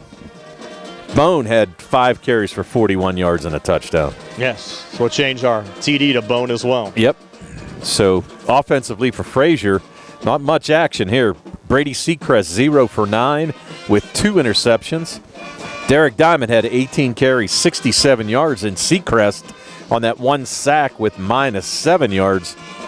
Frazier ran 28 offensive plays. They had 60 yards rushing, no yards passing, 60 yards of total offense. They did have 3 penalties for 20 yards, 5 first downs, and 2 turnovers in both of those interceptions. So outgained 320 yards to 60 in that first half, and 42-0 lead for Bishop Canevin. Well, some scores from around the WPIAL, and our halftime show continues. Again, Bishop Canevin 42 and Frazier nothing. Quality parts, accessories, paints, tools, and supplies. NAPA Auto Parts complete line for cars, trucks, imports, and farm equipment. NAPA Auto Parts keeps America running. Fayette Auto in Uniontown, Standard Auto in Brownsville, and NAPA Auto in Bell Vernon and Monongahela carry premium quality auto parts at discount prices. They always have a huge inventory of parts in stock when you visit a NAPA Auto Part location. Over 200,000 parts in stock. Ask about their NAPA lifetime warranty on most items with a no-hassle return policy. Open weekends and evenings. In Brownsville, phone 724-785-3800. Bell Vernon, dial 724-929-5522. Monongahela, dial 724-258-3101. And in Uniontown, dial 724-437-7553 for NAPA Auto Parts. Hey, love, I'm Tiffany from Tiffany Smith Fine Art Studios, serving up confidence boost in Perryopolis in our brand new luxury studio in downtown Pittsburgh. I'm not just here to take your picture. I'm here to help you remember who you are. Whether it's been a wild few years or you're just feeling a little blah, this is your permission slip to feel powerful again. You'll laugh, maybe cry, and leave feeling like that girl. Book your experience at TiffanySmithFineArtStudios.com because you deserve to be seen. Since 1930, Jean and Boots Candies has been a Western Pennsylvania tradition. Enjoy hand-dipped chocolates made from the finest ingredients, fresh roasted nuts, and our delicious homemade ice cream. Visit jeanandboots.com or find them on Facebook to explore their full selection. And remember, they ship gift orders anywhere. Open daily till 9 p.m. You'll find them on Route 51 in Perryopolis, Charleroi, and Greensburg. Jean and Boots Candies, a local favorite that's always a treat. Literally. Good luck, Commodores, from your friends at Jean and Boots. I've been thinking about switching primary care providers. It takes forever to get an appointment, and when I finally get in, the staff acts like they don't even care that I'm there. That's so frustrating. You deserve a provider who listens, values your time, and truly cares about your health. That's exactly what I need. Someone who sees me as a person, not just another name on a chart. Then you should check out Montgomery Medical. They treat you like family, offer personalized care, and even have same-day appointments. At Montgomery Medical, your health is our priority. Call 724-569-8100 Montgomery Medical, a family tradition of family medicine. State Representative Ryan Warner, proud Frazier High School graduate, congratulates the Frazier Commodores football team on an incredible season and their trips to the playoffs. Your dedication, teamwork, and spirit truly reflects the best of our community. To the players, coaches, and families, congratulations on a fantastic season and best of luck as you enter the playoffs. Go Doors! Good times and good food. It's all at Potter's Bar and Grill on Morgantown Street in Uniontown, family owned and operated. Potter's has been a staple in the Uniontown community since 1950. So get out of the house and make your next night out at Potter's Bar and Grill on Morgantown Street in Uniontown. Call them up at 724-438-9835. That's 724-438-9835. Or visit Potter's on Facebook. We'll see you at Potter's. The Sea Harbor Auto Group is bringing service to your door with the exclusive Sea Harbor Service Valets. Just call to schedule your next service appointment, and we'll come pick up your car and drop it off after the work is finished. We'll even wash it for you. Call us today at 724-930-7766 to schedule your next appointment. Pickup and delivery with white glove service. Never wait in a service lounge again. Call us today at 724-930-7766. It's just that easy. Halftime here at Cannon Mac, 42-0. Bishop Canevin leading the Frazier Commodores here in the Single A quarterfinal round playoff game. Let's take a look at some other scores from around the WPIAL. We'll start in 6A. Semifinal round action there in the host school here, Cannon Mac, down 16-7 to Pittsburgh Central Catholic. That last score update we had late second quarter. North Allegheny a 7-3 lead over Norwin. They'll play their WPIAL championship game next weekend in 6A. 5A halftime scores. Pine Richland up 28-3 over Shaler.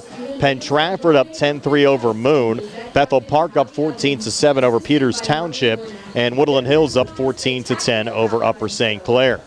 The 4A semifinals has McKeesport up 14-0 over Thomas Jefferson. And Newcastle and Aliquippa scoreless at halftime. 3A quarterfinal round games.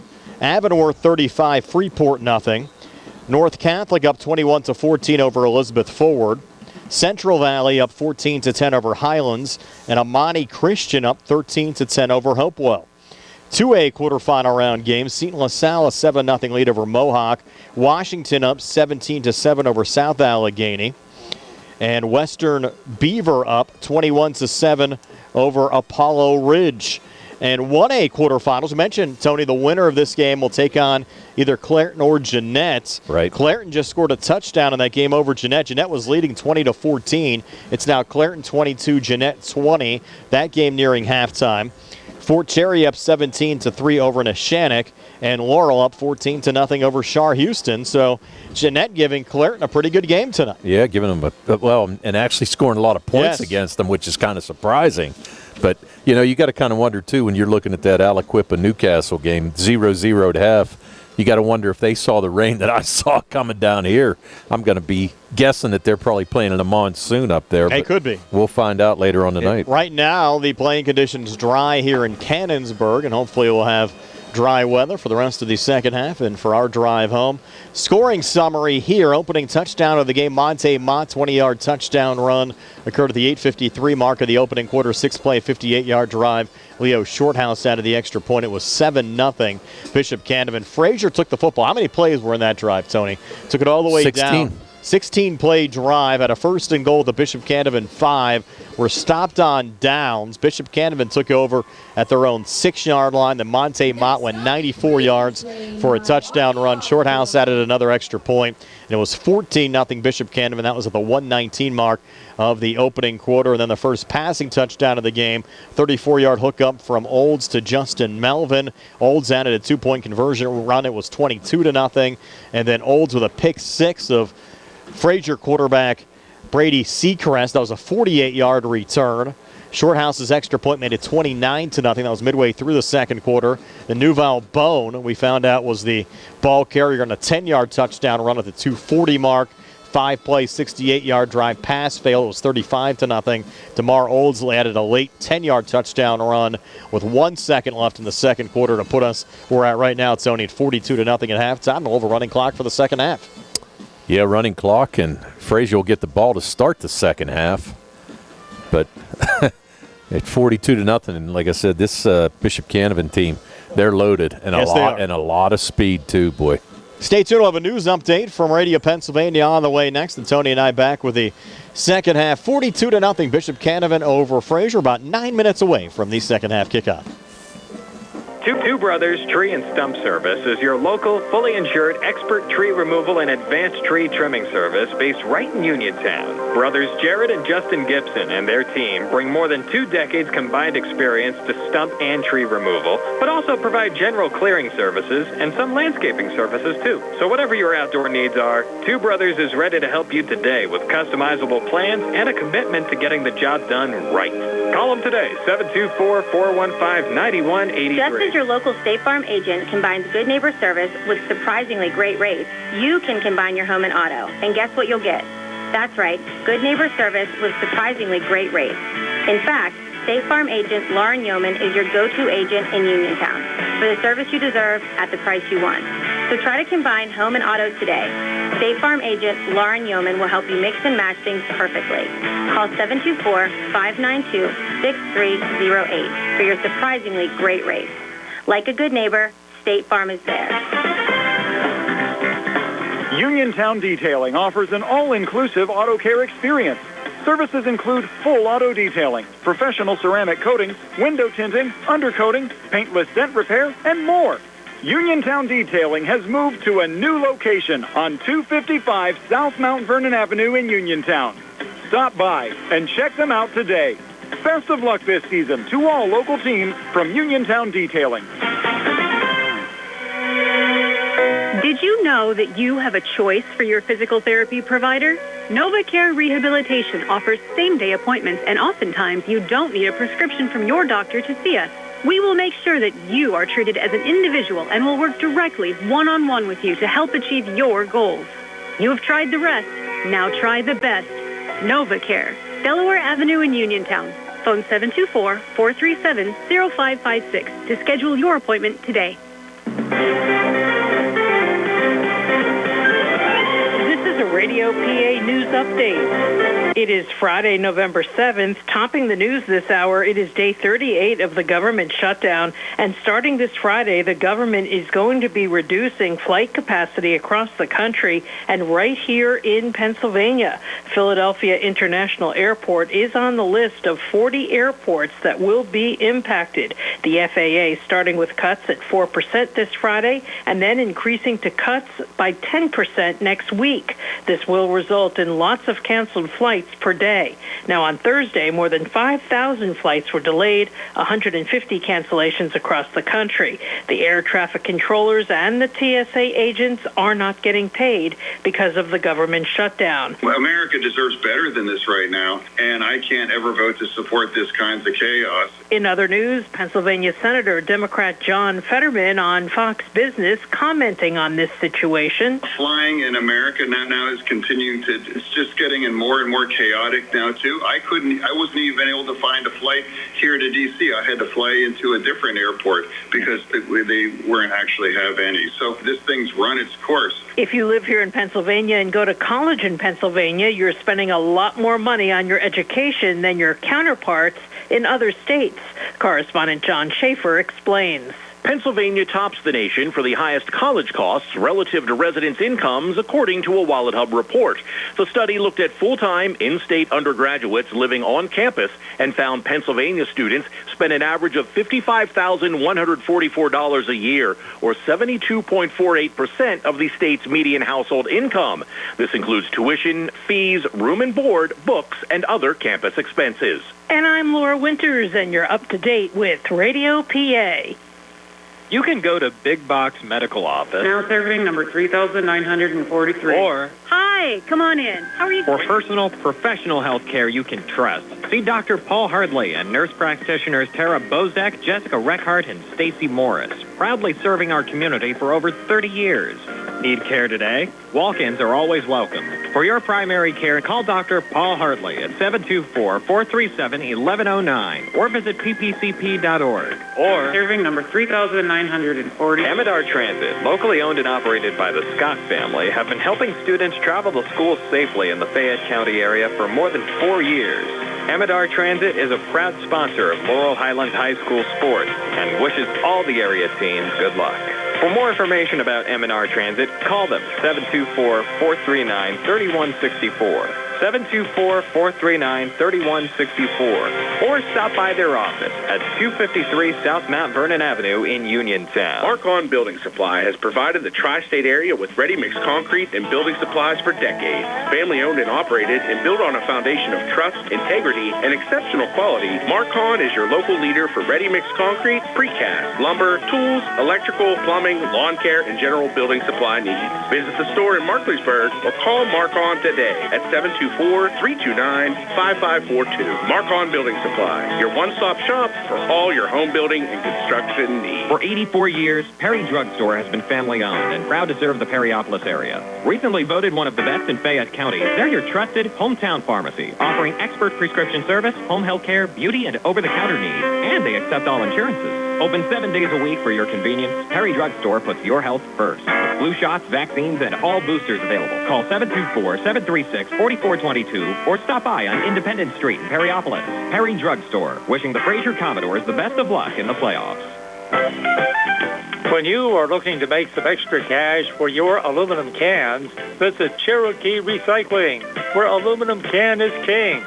Cherokee Recycling is open Monday through Friday, 9 to 4:30, and Saturdays, 8 to 12 noon, closed Sundays and holidays. Give Marcus or Braggs a call today, 724-439-3228, for Cherokee Recycling, where recycling makes the most sense. Bad hair day? Bad day at the office? Bad day behind the wheel? Hey, stuff happens, even to the best of us. At least your car insurance rate doesn't have to take a hit. Get Erie Rate Lock from Erie Insurance. Gives you a great rate that stays put until you change a car, driver, or your address. Plus, seriously good service. Now that's something to smile about. Your Erie agent in Uniontown and Ross Traver Township is Sproul's Insurance Group, 724-437-9812, or go to sproulsinsurance.com. Erie Rate Lock does not guarantee continued insurance coverage and is not available in all states.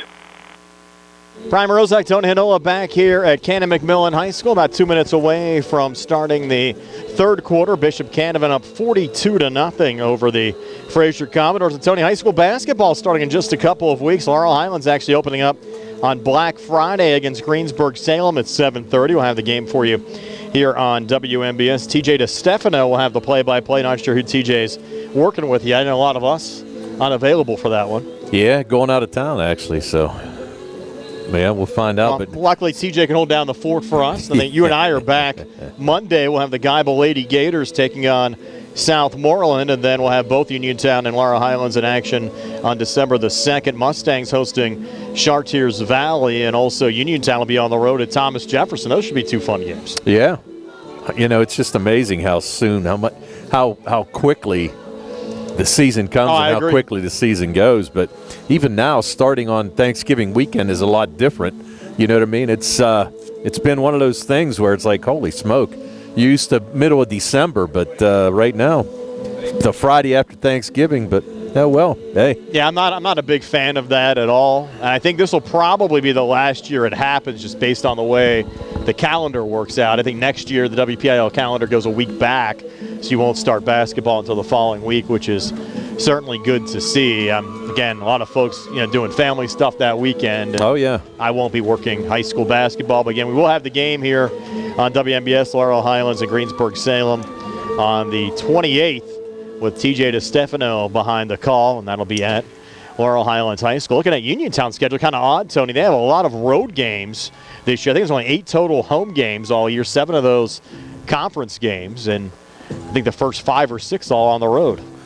Yeah, it's kind of a strange schedule for them, and you're right. Pretty much the only home games are the section contests, so that's a little bit different. But, only a 20-game schedule over the years. 22. So 22? Yep. Okay. Mustangs also a tournament trip second week of the season up to Ligonier Valley. Yeah, I saw that one. And then I know that Uniontown plays EF that afternoon. Yes, and also Uniontown playing in the Charleroi Holiday Tournament. They don't have any Florida trips this year, so they're playing all games stateside this season. Right. At least inside the Commonwealth. Inside the Mason-Dixon line. We saw Frazier's basketball team last year up at Brownsville, and we'll try to catch the Commodores at some point during the season as well. Well, that was that afternoon game. That was the afternoon game, yeah. Rob Ramsey set that up. Really ended up being a neat afternoon contest. It was a fun experience. Carl was actually with me for that game as well. As Shorthouse sends it away here on the near side. Kickoff will go out of bounds, and Frazier will get it here at the 35-yard line. But again, the clock will continue to roll throughout the second half with the lead at 35 plus, actually 42 up on the scoreboard. I have to thank the folks here at Canon Mac for all of their hospitality again tonight. Really turned out to be a fun place to do a high school football game. They actually have press boxes on both sides of the field here today. We're in what's actually called the visitor press box, but actually the main press box here at Canon Mac, and we didn't have as far to walk either here on the near side. 7-2. Did you win the 50-50, Tony? No. Okay. I was holding out hope for you. You can go over to the concession stand. So Frazier will start this drive from their own 35-yard line, working left to right as we describe it, with Brady Seacrest Brady Seacrest out of the shotgun. Lincoln Dye coming in motion. He'll get it on the jet sweep. Actually had a delay there for a moment, and he's going to lose a yard back to the 34 to bring up 2nd and 11. And again, we mentioned Bishop Canevin, assuming they're going to go on and win this game, will take on the winner of Clairton and Jeanette. And at last check, that was a 22-20 lead for Clairton over Jeanette, which was certainly surprising. Yeah, every bit of. And as we said, Clairton has not allowed a whole lot of points this year. So now Second down and 11 here for Frazier from their own 34. Seacrest back out of the shotgun. Derek Diamond off to his right. 4 wide receivers in the game. Seacrest looking to put it up deep far side. A lot of contact down there. And the pass is going to fall incomplete. No flag. It appeared there, Tony, like William Lee III had a piece of the hand of the Frazier intended wide receiver there, Chris Petruska. Yeah, I thought he actually just grabbed him by the shirt. Kind of held him a little bit, but I guess you get that call when it's 42-0. Now 3rd and 11, 10:30 left here in the third quarter. Again, Brian Morozak alongside Tony Hanola, Carl Chowns behind the camera on our YouTube live video feed. Nick Barczyk back inside our Davis & Davis Attorneys at Law Studios. So 3rd and 11, Fulmer coming in motion here for Frazier. Seacrest looking to put it up. He'll look near side. That pass underthrown. Wasn't on the same page as the intended wide receiver there, Brent Alexson. I'll bring up 4th down. So Frazier going 3 and out on their opening drive of the third quarter. And this Bishop Canevin defense, Tony, really stiffened up after Frazier took it down to the Bishop Canevin 5-yard line the first time the Commodores had the football in this game. Well, yeah, had a nice drive, and as we said, took 7:18 off the clock, 16-play drive, but it stalled out on the 6-yard line, and it was one of those things where it kind of took the wind out of the sails for the Commodores, and, the 94-yard run by Mott really changed the game. Owen Searcy to punt it away, standing back at his own 19-yard line. With a low snap, Searcy able to haul it in. Punt going here on the near side, takes a Frazier bounce and will go out of bounds right at the 36-yard line. So Bishop Canevin will start 1st and 10 when we come back. 9:23 left here in the third quarter, 42-0 Canevin. We're back at 30 here on the CR Parada Group High School Sports Night. The T-Berry Law Office and attorney Vincent M. T-Berry specialize in criminal defense, wills and estates, family law, and personal injury. The T-Berry Law Office is located at 84 East Main Street, across the street from the Fayette County Courthouse in Uniontown. When you need to consult an attorney, make your first call to attorney Vincent M. T-Berry and the T-Berry Law Office. It'll be the only call you need to make.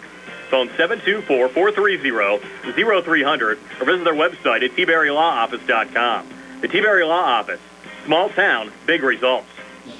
Bishop Canevin to start this drive from their own 37-yard line, up 42-0 over Frazier with 8:49 left on a running clock, and an inside handoff going there to William Lee III.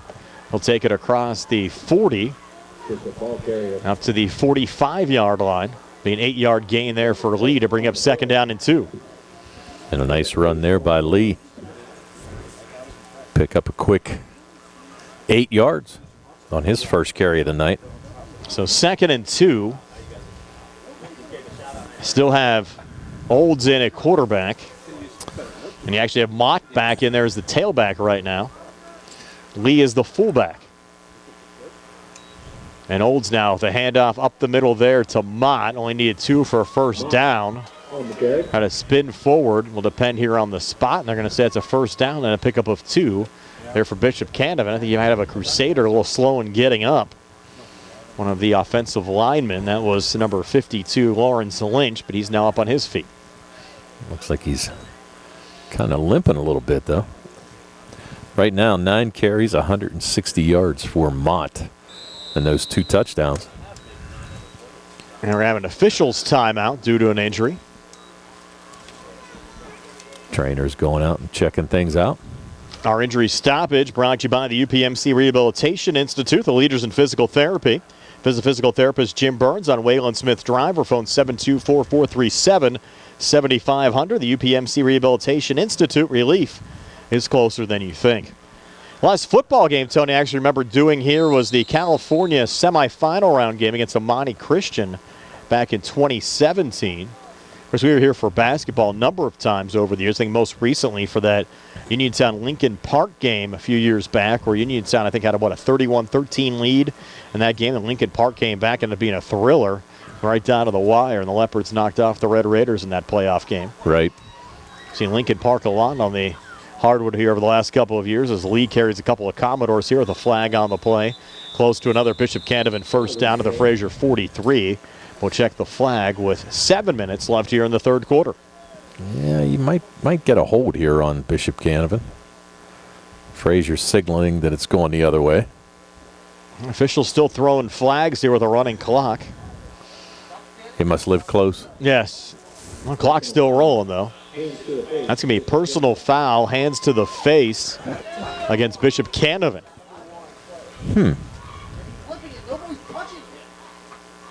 This will march the football all the way back into Crusaders territory. Back to the Bishop Canevin 35. First down and long, first and 25. I'll need the Frazier 43 for a first down. Yeah, I would expect to see some of the second teamers in. We get some out there. Well, I will say, Butler's still in. You can pick him out on the field, that's for sure. Nuval Bones now the tailback, and Bone will get the football here with a run up the middle. Look out here, Bone loose. Already one touchdown tonight down the near sidelines, and the Commodores able to bring him down at the 32. Bone tackled there on the play by Lincoln Dye, but another Bishop Canevin first down here inside Frazier territory at the Commodores 32. And a nice run there. Picked up 32. Bone, only a freshman, came into the game 56 carries for 306 yards and 3 total touchdowns, now 4 after his first half score. And then you can see, too, just quickness. First and 10 now for Bishop Canevin from the Frazier 32.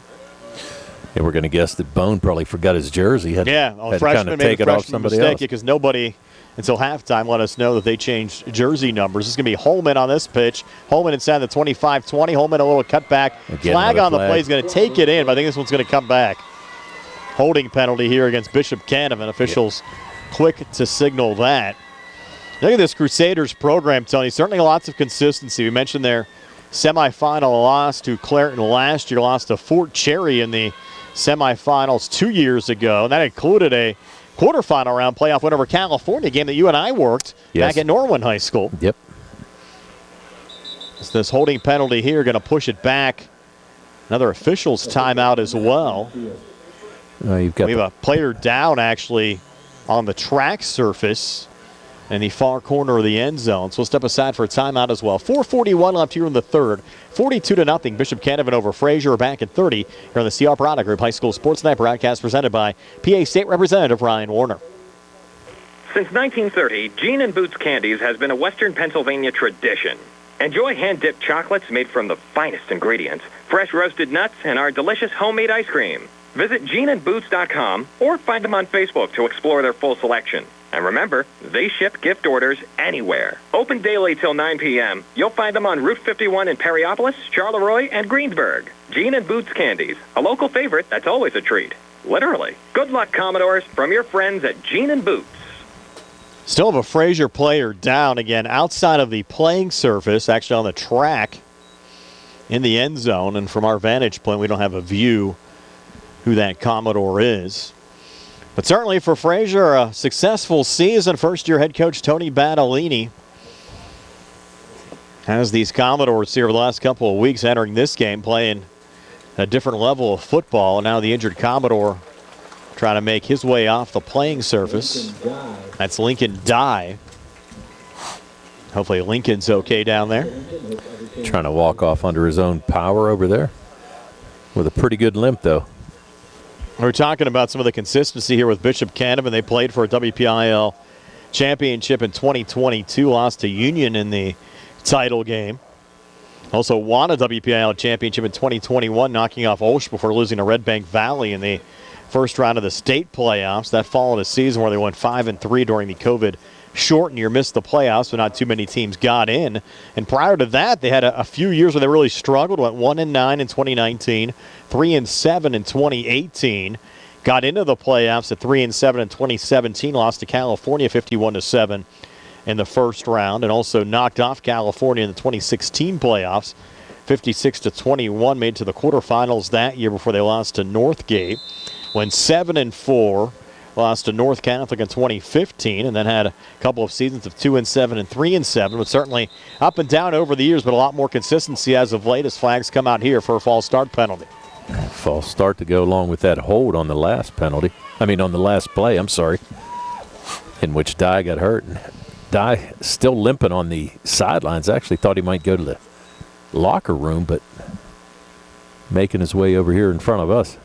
We talked about Frazier, the turnaround this year, entering play today 7-4. That first round playoff win 27-12 over California. And prior to that, Frazier had not been in the WPIAL playoffs since 2017. They went through a long playoff dry spell. And a little pitch going here near side. That's Holman. Holman taking down at the 27-yard line.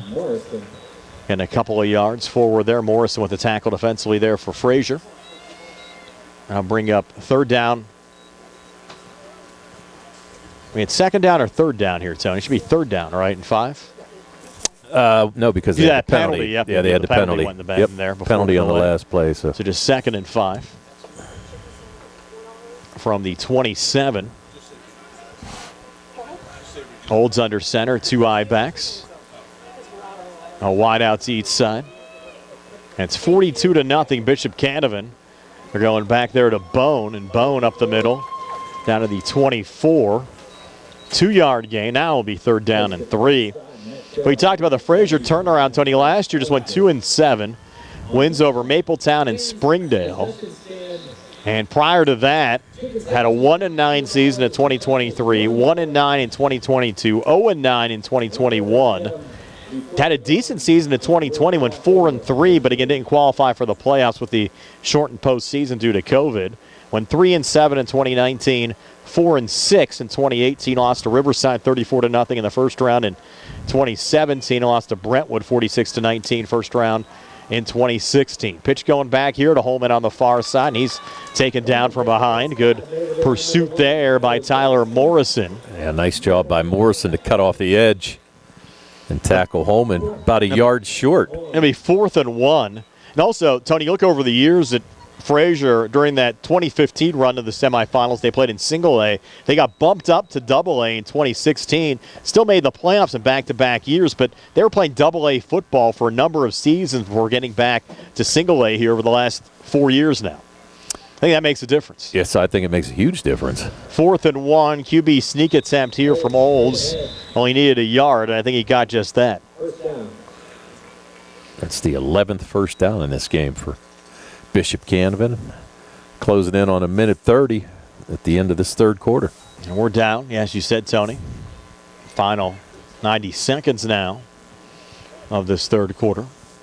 And over the years, Frazier certainly had a lot of consistency from 2011 to 2017. Actually made the playoffs in 7 straight seasons. Only got out of the first round in 2015 with that overtime win over Southside Beaver. Actually played some highlights of that for you last week during our halftime show. Frazier's first round playoff win over California. Back to Bone. He's hitting the backfield here, and he'll lose a yard back to the 22-yard line. He's 2nd and 11. Under a minute now left here in the third quarter. Reminder after the game, stay tuned for the Trib Live scoreboard show with Don Rebel. Will go up until 11 o'clock. That'll be followed by Jill on Money tonight here on WMBS. Have to thank Nick Barczyk for his help all season long back inside our Davis & Davis Attorneys at Law Studios. Well, I was hoping to listen to Jill on Money. She can tell me what to do with that winning 50-50 money, but I didn't hit. That didn't happen. Now I can listen to music on the way home now.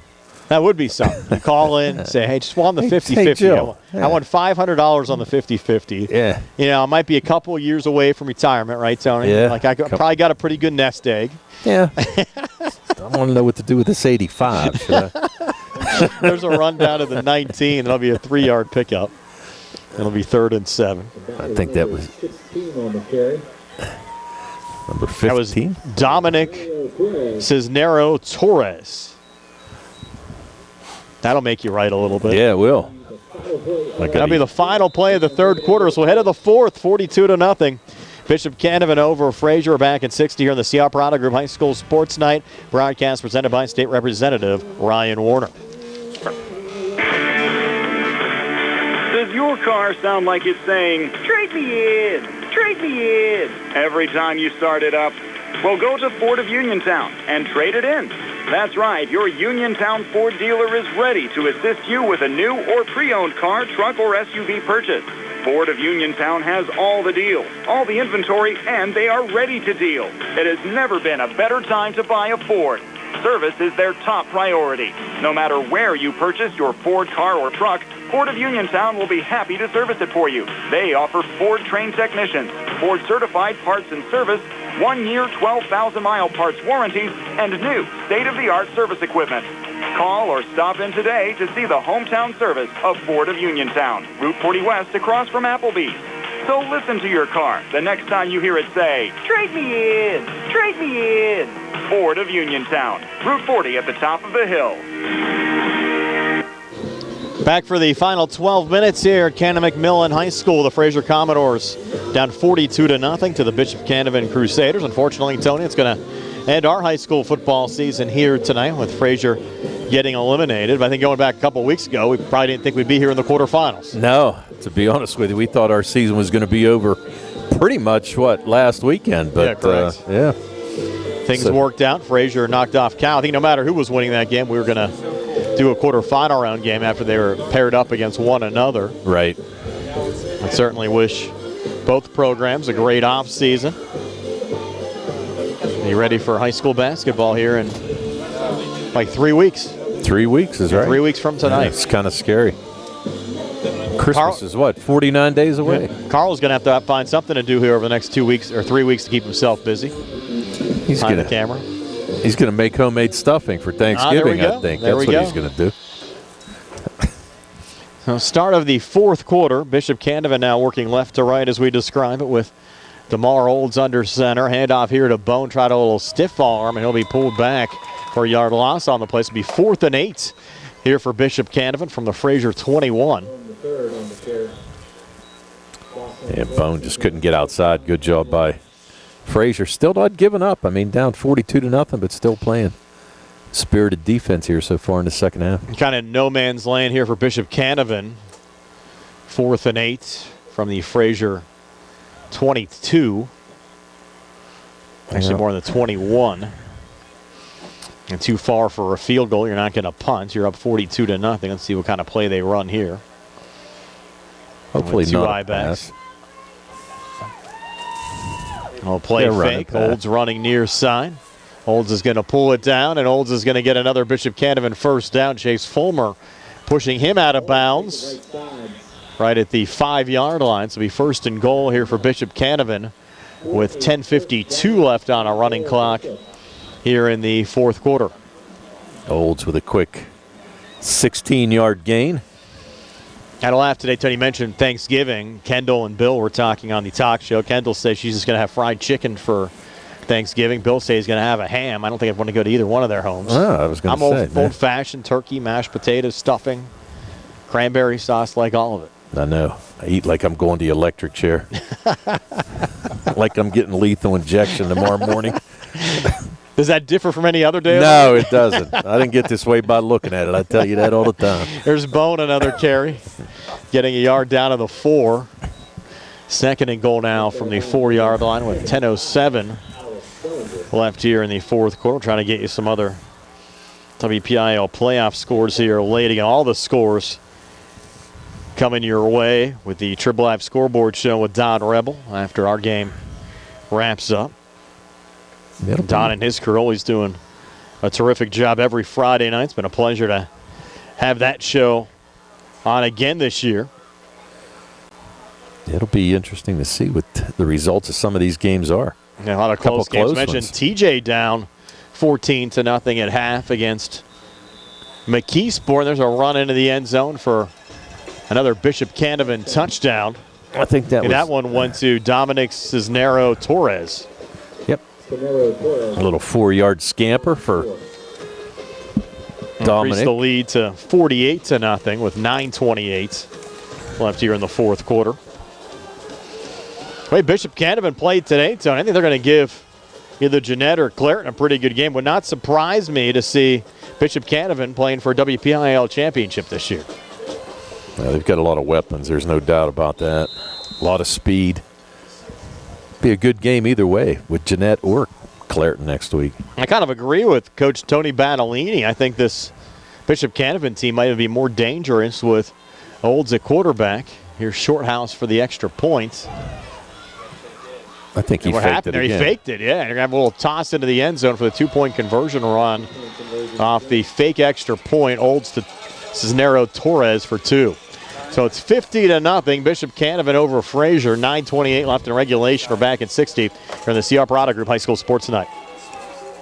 Mauser's Tire Center has been serving the region for more than 50 years, offering new, used, and recap tires, as well as tire repair. Mauser's is located on Route 40 West at Seawrights Crossroads. Need new tires? Call Mauser's today at 724-245-2410 and let them get you ready for the road. Mauser's Tire Center, your trusted source for new and used tires for more than 5 decades. Wishing all area high school football teams a successful and healthy 2025 season. NovaCare Rehabilitation in Uniontown is accessible for all of your recovery needs. New at NovaCare is pelvic floor physical therapy, a specialized program to treat patients with pelvic floor dysfunction related to bladder, bowel, sexual function, and pregnancy postpartum. These issues can affect both women and men and include urinary frequency, urgency and incontinence, pelvic pain, constipation, IBS, menopause, painful periods, and more. Call 724-437-0556 for an appointment in Uniontown. Personalize your care with NovaCare. 9:04 left here in the fourth quarter. I won't say anything about that last play, Tony, because it's only going to get myself in trouble. Yeah, I think we'll stay away from that. They got $4 chicken sandwiches across there now, so never brought any up here, did they? They did. You I never got any. You missed. You were doing stats. We'll have to stop and get some food on the way home. Yeah. Here's Shorthouse on the kickoff. It'll go on a one-hop here to Fulmer at the 15-20. Fulmer coming near side, flag on the play. He'll get tripped up here at the 33-yard line. That's where Frazier will start 1st and 10 with 8:29 left on a running clock here in the fourth quarter. And Frazier's certainly going to be sad to see Chase Fulmer graduate, 5'8", 170-pound senior. At least got an opportunity to enjoy a little winning here late in his senior year. Yeah, and had a great game last week. 3 touchdown passes against Cal. You got a chop block here against Frazier. That's certainly going to be a game that Fulmer's going to remember for the rest of his life. No doubt. With Seacrest and a lot of these Commodore seniors. Seacrest, though, back next year, only a junior. Derek Diamond will graduate. They're joking with some of the Frazier assistant coaches before the game. I said, hey, when are you guys going to get a new press box in there so we can come and film some games? Can't do it now with the way they're set up in, so hopefully they can maybe work on that in the offseason and get a new facility built. Well, keep our fingers crossed. Here's Seacrest out of the shotgun. Take the snap, hang in the pocket. Has some time, pulls it down. He'll look to run, lowers the shoulder. Knocked down here at the 24-yard line, gain of 5. Be 2nd and 5. We talk about new facilities, Tony. I think Elizabeth Forward should have their new basketball gym done for this year, I would think.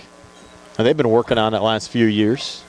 We're scheduled to go down there in a few weeks. Yeah. I was going to say, is that you and I that day? Wow. Or if we decide to do a doubleheader, it might be you and I that day, depending on – because we're likely going to have Laurel Highlands playing if they win against Yock on Friday, which Yock was 1-21 last year, would play Saturday at 5.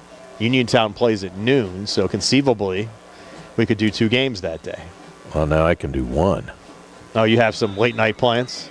Got our group Christmas party. Oh, okay. Yeah. On a Saturday night? Yeah. Okay. Yeah. Okay. I thought you guys usually had that on like on a Friday. Nah. Okay. Nah. We'll figure something out. Oh, yeah.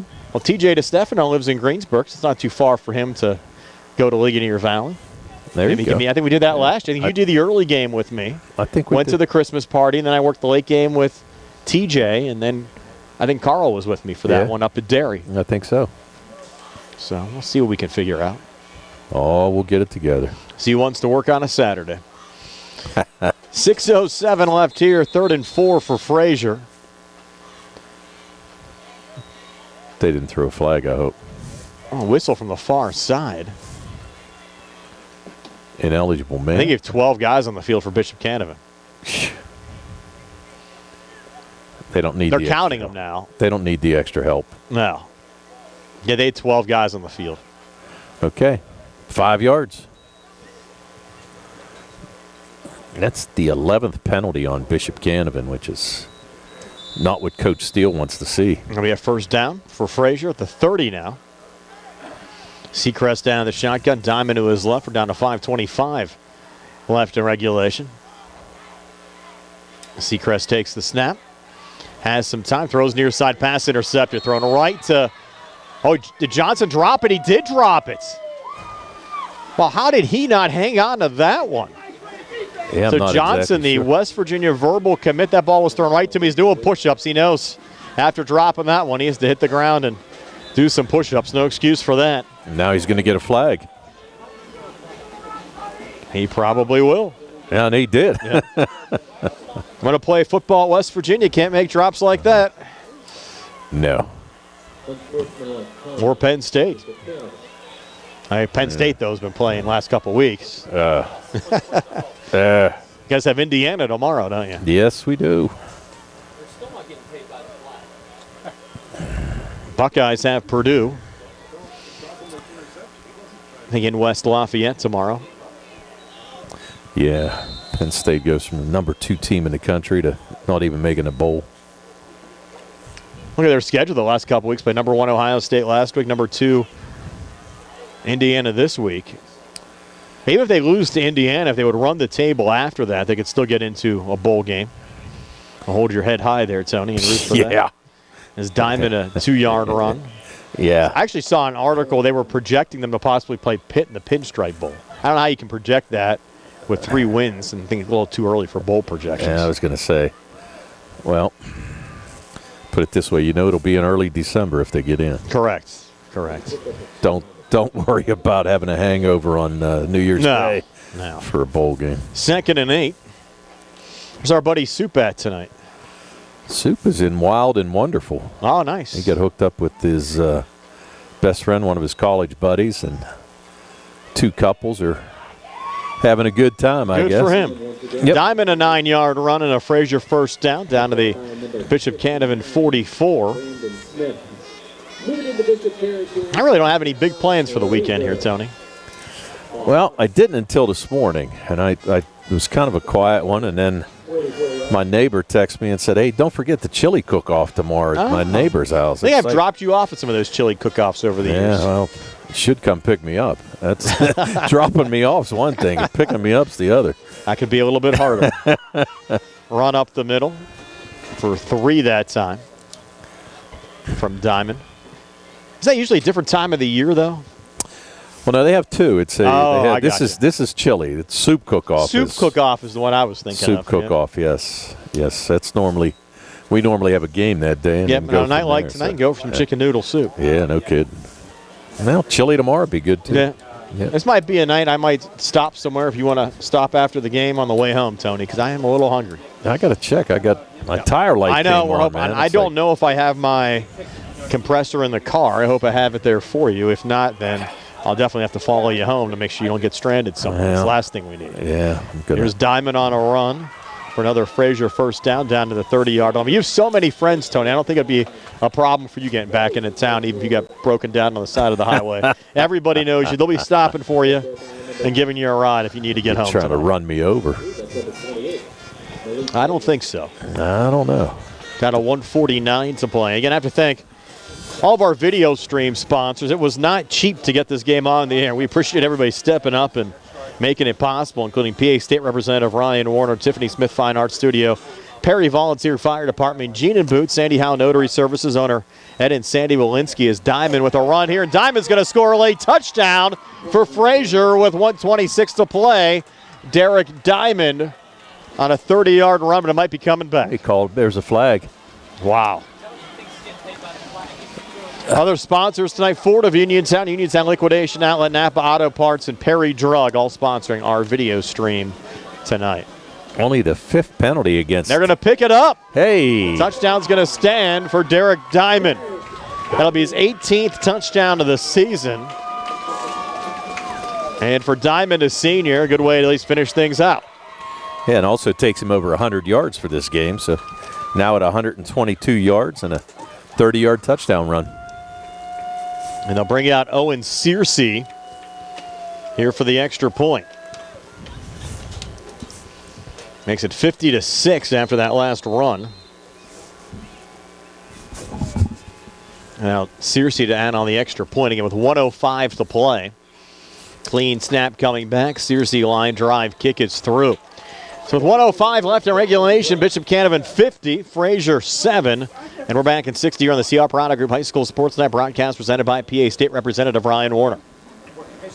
Do you need a fast, friendly notary service that is open in the evening? Sandy Howell Notary Services is here for you, offering new PA and West Virginia plates and ready to assist with your vehicle, boat, motorcycle, and ATV registrations and transfers, plate renewals, and more. Serving Fayette County and all surrounding areas. Open weekdays from 10 to 8:30 and Saturdays from 9 to 5. Sandy Howell Notary Services, Dry Knob Road, Smithfield. Call 724-564-8955. Big enough to serve you, small enough to know you by name. The Perry Township Volunteer Fire Department is proud to support the Frazier Commodores boys high school football team as they continue their remarkable 2025 playoff run. Teamwork, dedication, and commitment are values Perry Township volunteer firefighters and Frazier football players have in common. From the whole crew at the fire station, great job, boys, and good luck. Visit the department's Facebook page to learn how you can support their efforts to keep the community safe. The Perry Township Volunteer Fire Department, serving the community as professional volunteers. 1:05 to play. Diamond with a touchdown for Frazier. Make it 50-7. Had on sportsmanlike conduct penalty against Bishop Canevin after the extra point. So Frazier will kick off here from the Bishop Canevin 45. You might as well go onside, Stoney, down 43 with 1:05 to play. Oh, I would imagine. I mean, I don't think at this stage, though, it really makes any difference, but nope, he's going to kick it deep. Full tilt. Yep. Probably have a couple of knees here you'd expect on the Bishop Canevin side, and we'll call it a night. We would hope. We have to ask, what's Kendall listening Yeah, Kendall to this checking game, in tonight. Huh? Wow. She wanted to know how heck, you remember where you were doing a game at years ago. And, of course, we mentioned the fact that we would not want to have Thanksgiving dinner with her or Bill. She's going to have fried chicken this year, no turkey, and Bill's going to have ham. But she said she would still have a side salad for me with no dressing. Well, there, you go. That's right. Okay. That would give me a reason to stop. She's going to do it. Yep. Rob Berchani checking out. Yep. Rob Berchani leaving the building. Yeah. We're going to have a timeout taken here by Frazier, an injury timeout. And we're seeing a couple of late substitutions here. 19.5 seconds left. We'll just keep it right here. I don't think the officials are going to stop for a full session either. Just probably the guys that haven't had an opportunity to play in this game, get them in so they can say they played in a WPIAL quarterfinal round playoff game. Yeah, I know one thing. I just hope the refs don't throw another flag. No, on a kneel down. Well, yeah. I mean, I think the one guy needs Tommy John surgery. Yes. They've been throwing those flags out pretty good, too. Oh, my God. There's a knee, and that should be the final play of the game. It is 15 seconds left.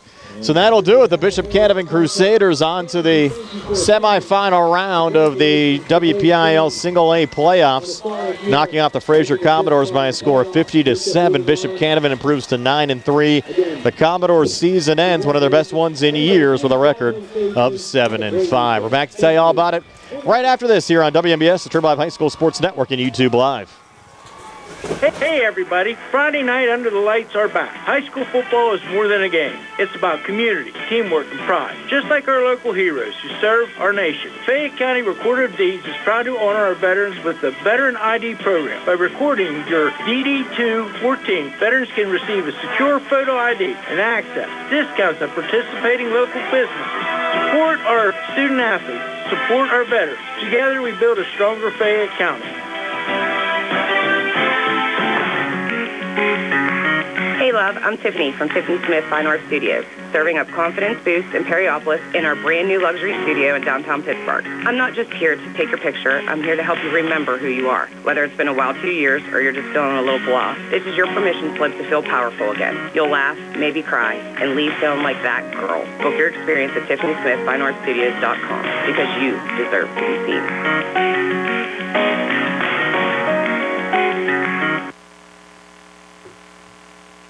Are you ready to indulge in the best pizza around? Are you looking for a lunch or dinner spot with all your favorite Italian classics coupled with mouth-watering daily specials? Then it's time to visit 2G Brothers Pizza, located at 123 Matthew Drive in Uniontown.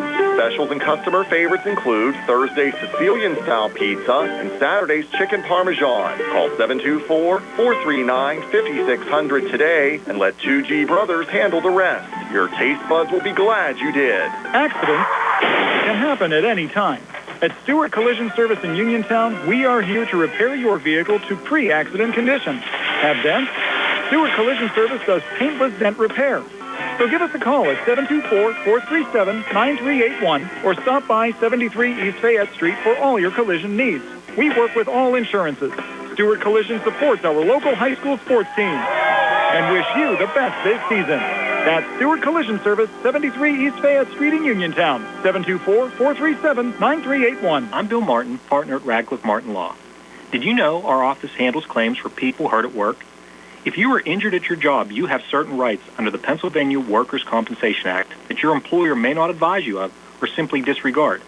Those would include rights to wage loss and medical benefits due to your injury. We help injured workers to make sure they receive the benefits they're entitled to by law.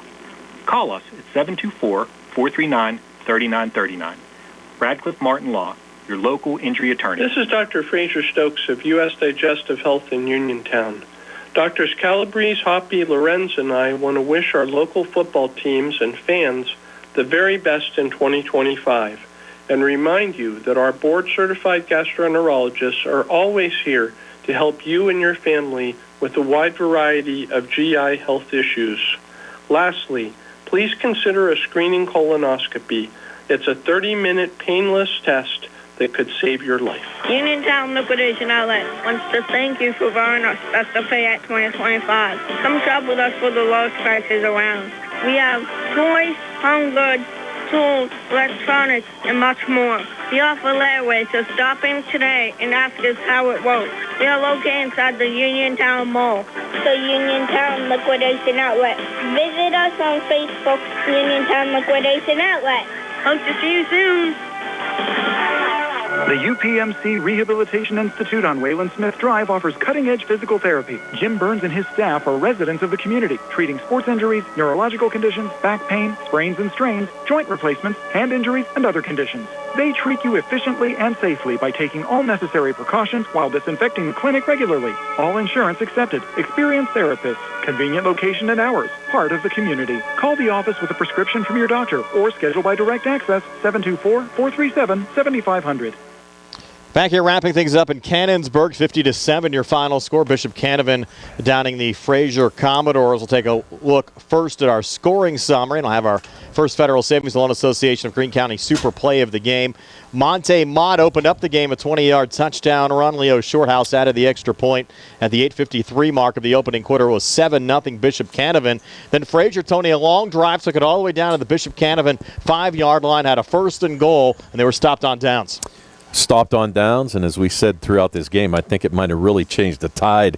They had a 16-play drive, 7 minutes and 13 seconds, and nothing to show for it, and then they get hit with a 94-yard touchdown run on the very next play, and I just think it just turned the tide all the way around. And this 94-yard touchdown run from Monte Mott, our first Federal Savings Loan Association of Greene County super play of the game.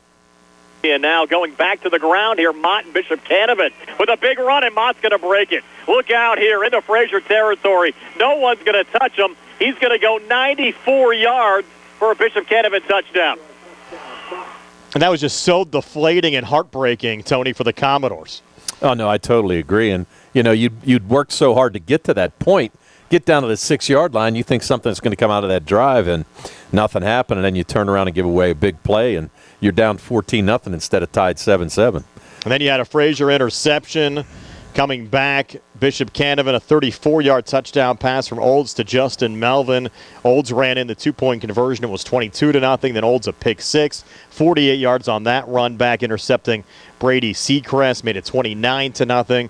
Newville Bone had a 10-yard touchdown run to make it 35-0. Olds another 10-yard run, made it 42-0 at halftime.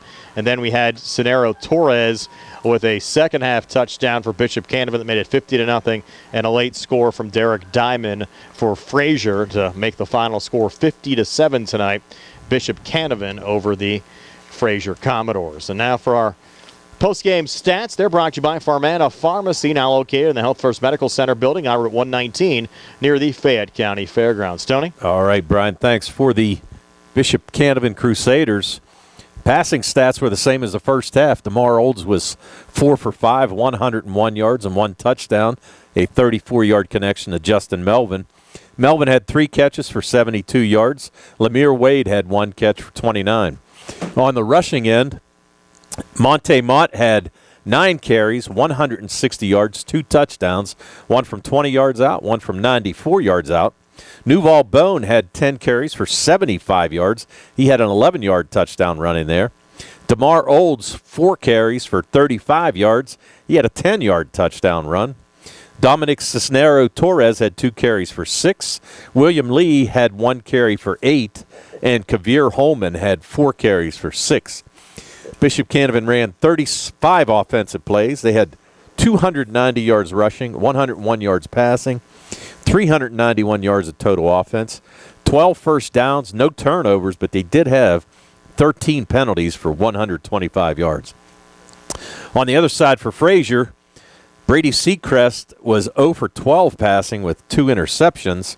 Derek Diamond had 23 carries, 122 yards, and a 30-yard touchdown late in the fourth quarter.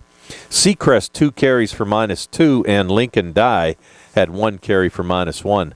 Frazier 38 offensive plays, 119 yards rushing, no yards passing, 119 yards of total offense. 4 penalties for 30 yards. They had 7 first downs, and the 2 turnovers, both of those on Seacrest interceptions. And again, we'll have the Bishop Canevin Crusaders advancing to the semifinal round of the playoffs. They'll take on either Clareton or Jeanette next week, and tune into the Triple Live Scoreboard Show with Don Rebel. Get all the high school final scores from tonight, including that Clareton-Jeanette game that comes your way as soon as we sign off. I had one final question on the chat for you, Tony. Kendall wanted to know if you're going to do the turkey trot with her this year.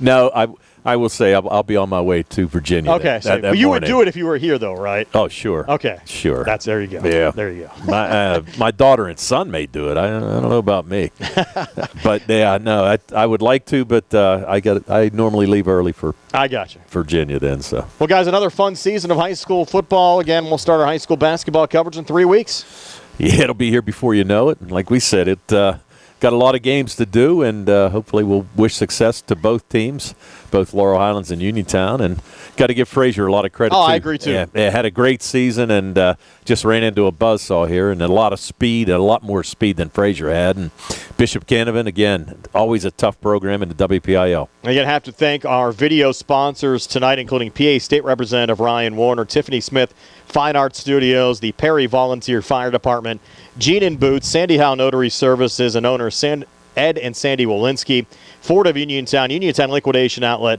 NAPA Auto Parts, and Perry Drug. If it was not for their support, you've seen their graphics up on the screen all night long, and many of those folks also sponsored the game last week with California as well. We would not be able to bring you these postseason games here on the WMBS YouTube page. So thanks again to Tony Hanola, my broadcast partner tonight, Carl Childs behind the camera, Nick Barczyk back inside our Davis & Davis Attorneys at Law Studios, and everyone that made high school football possible on WMBS this year.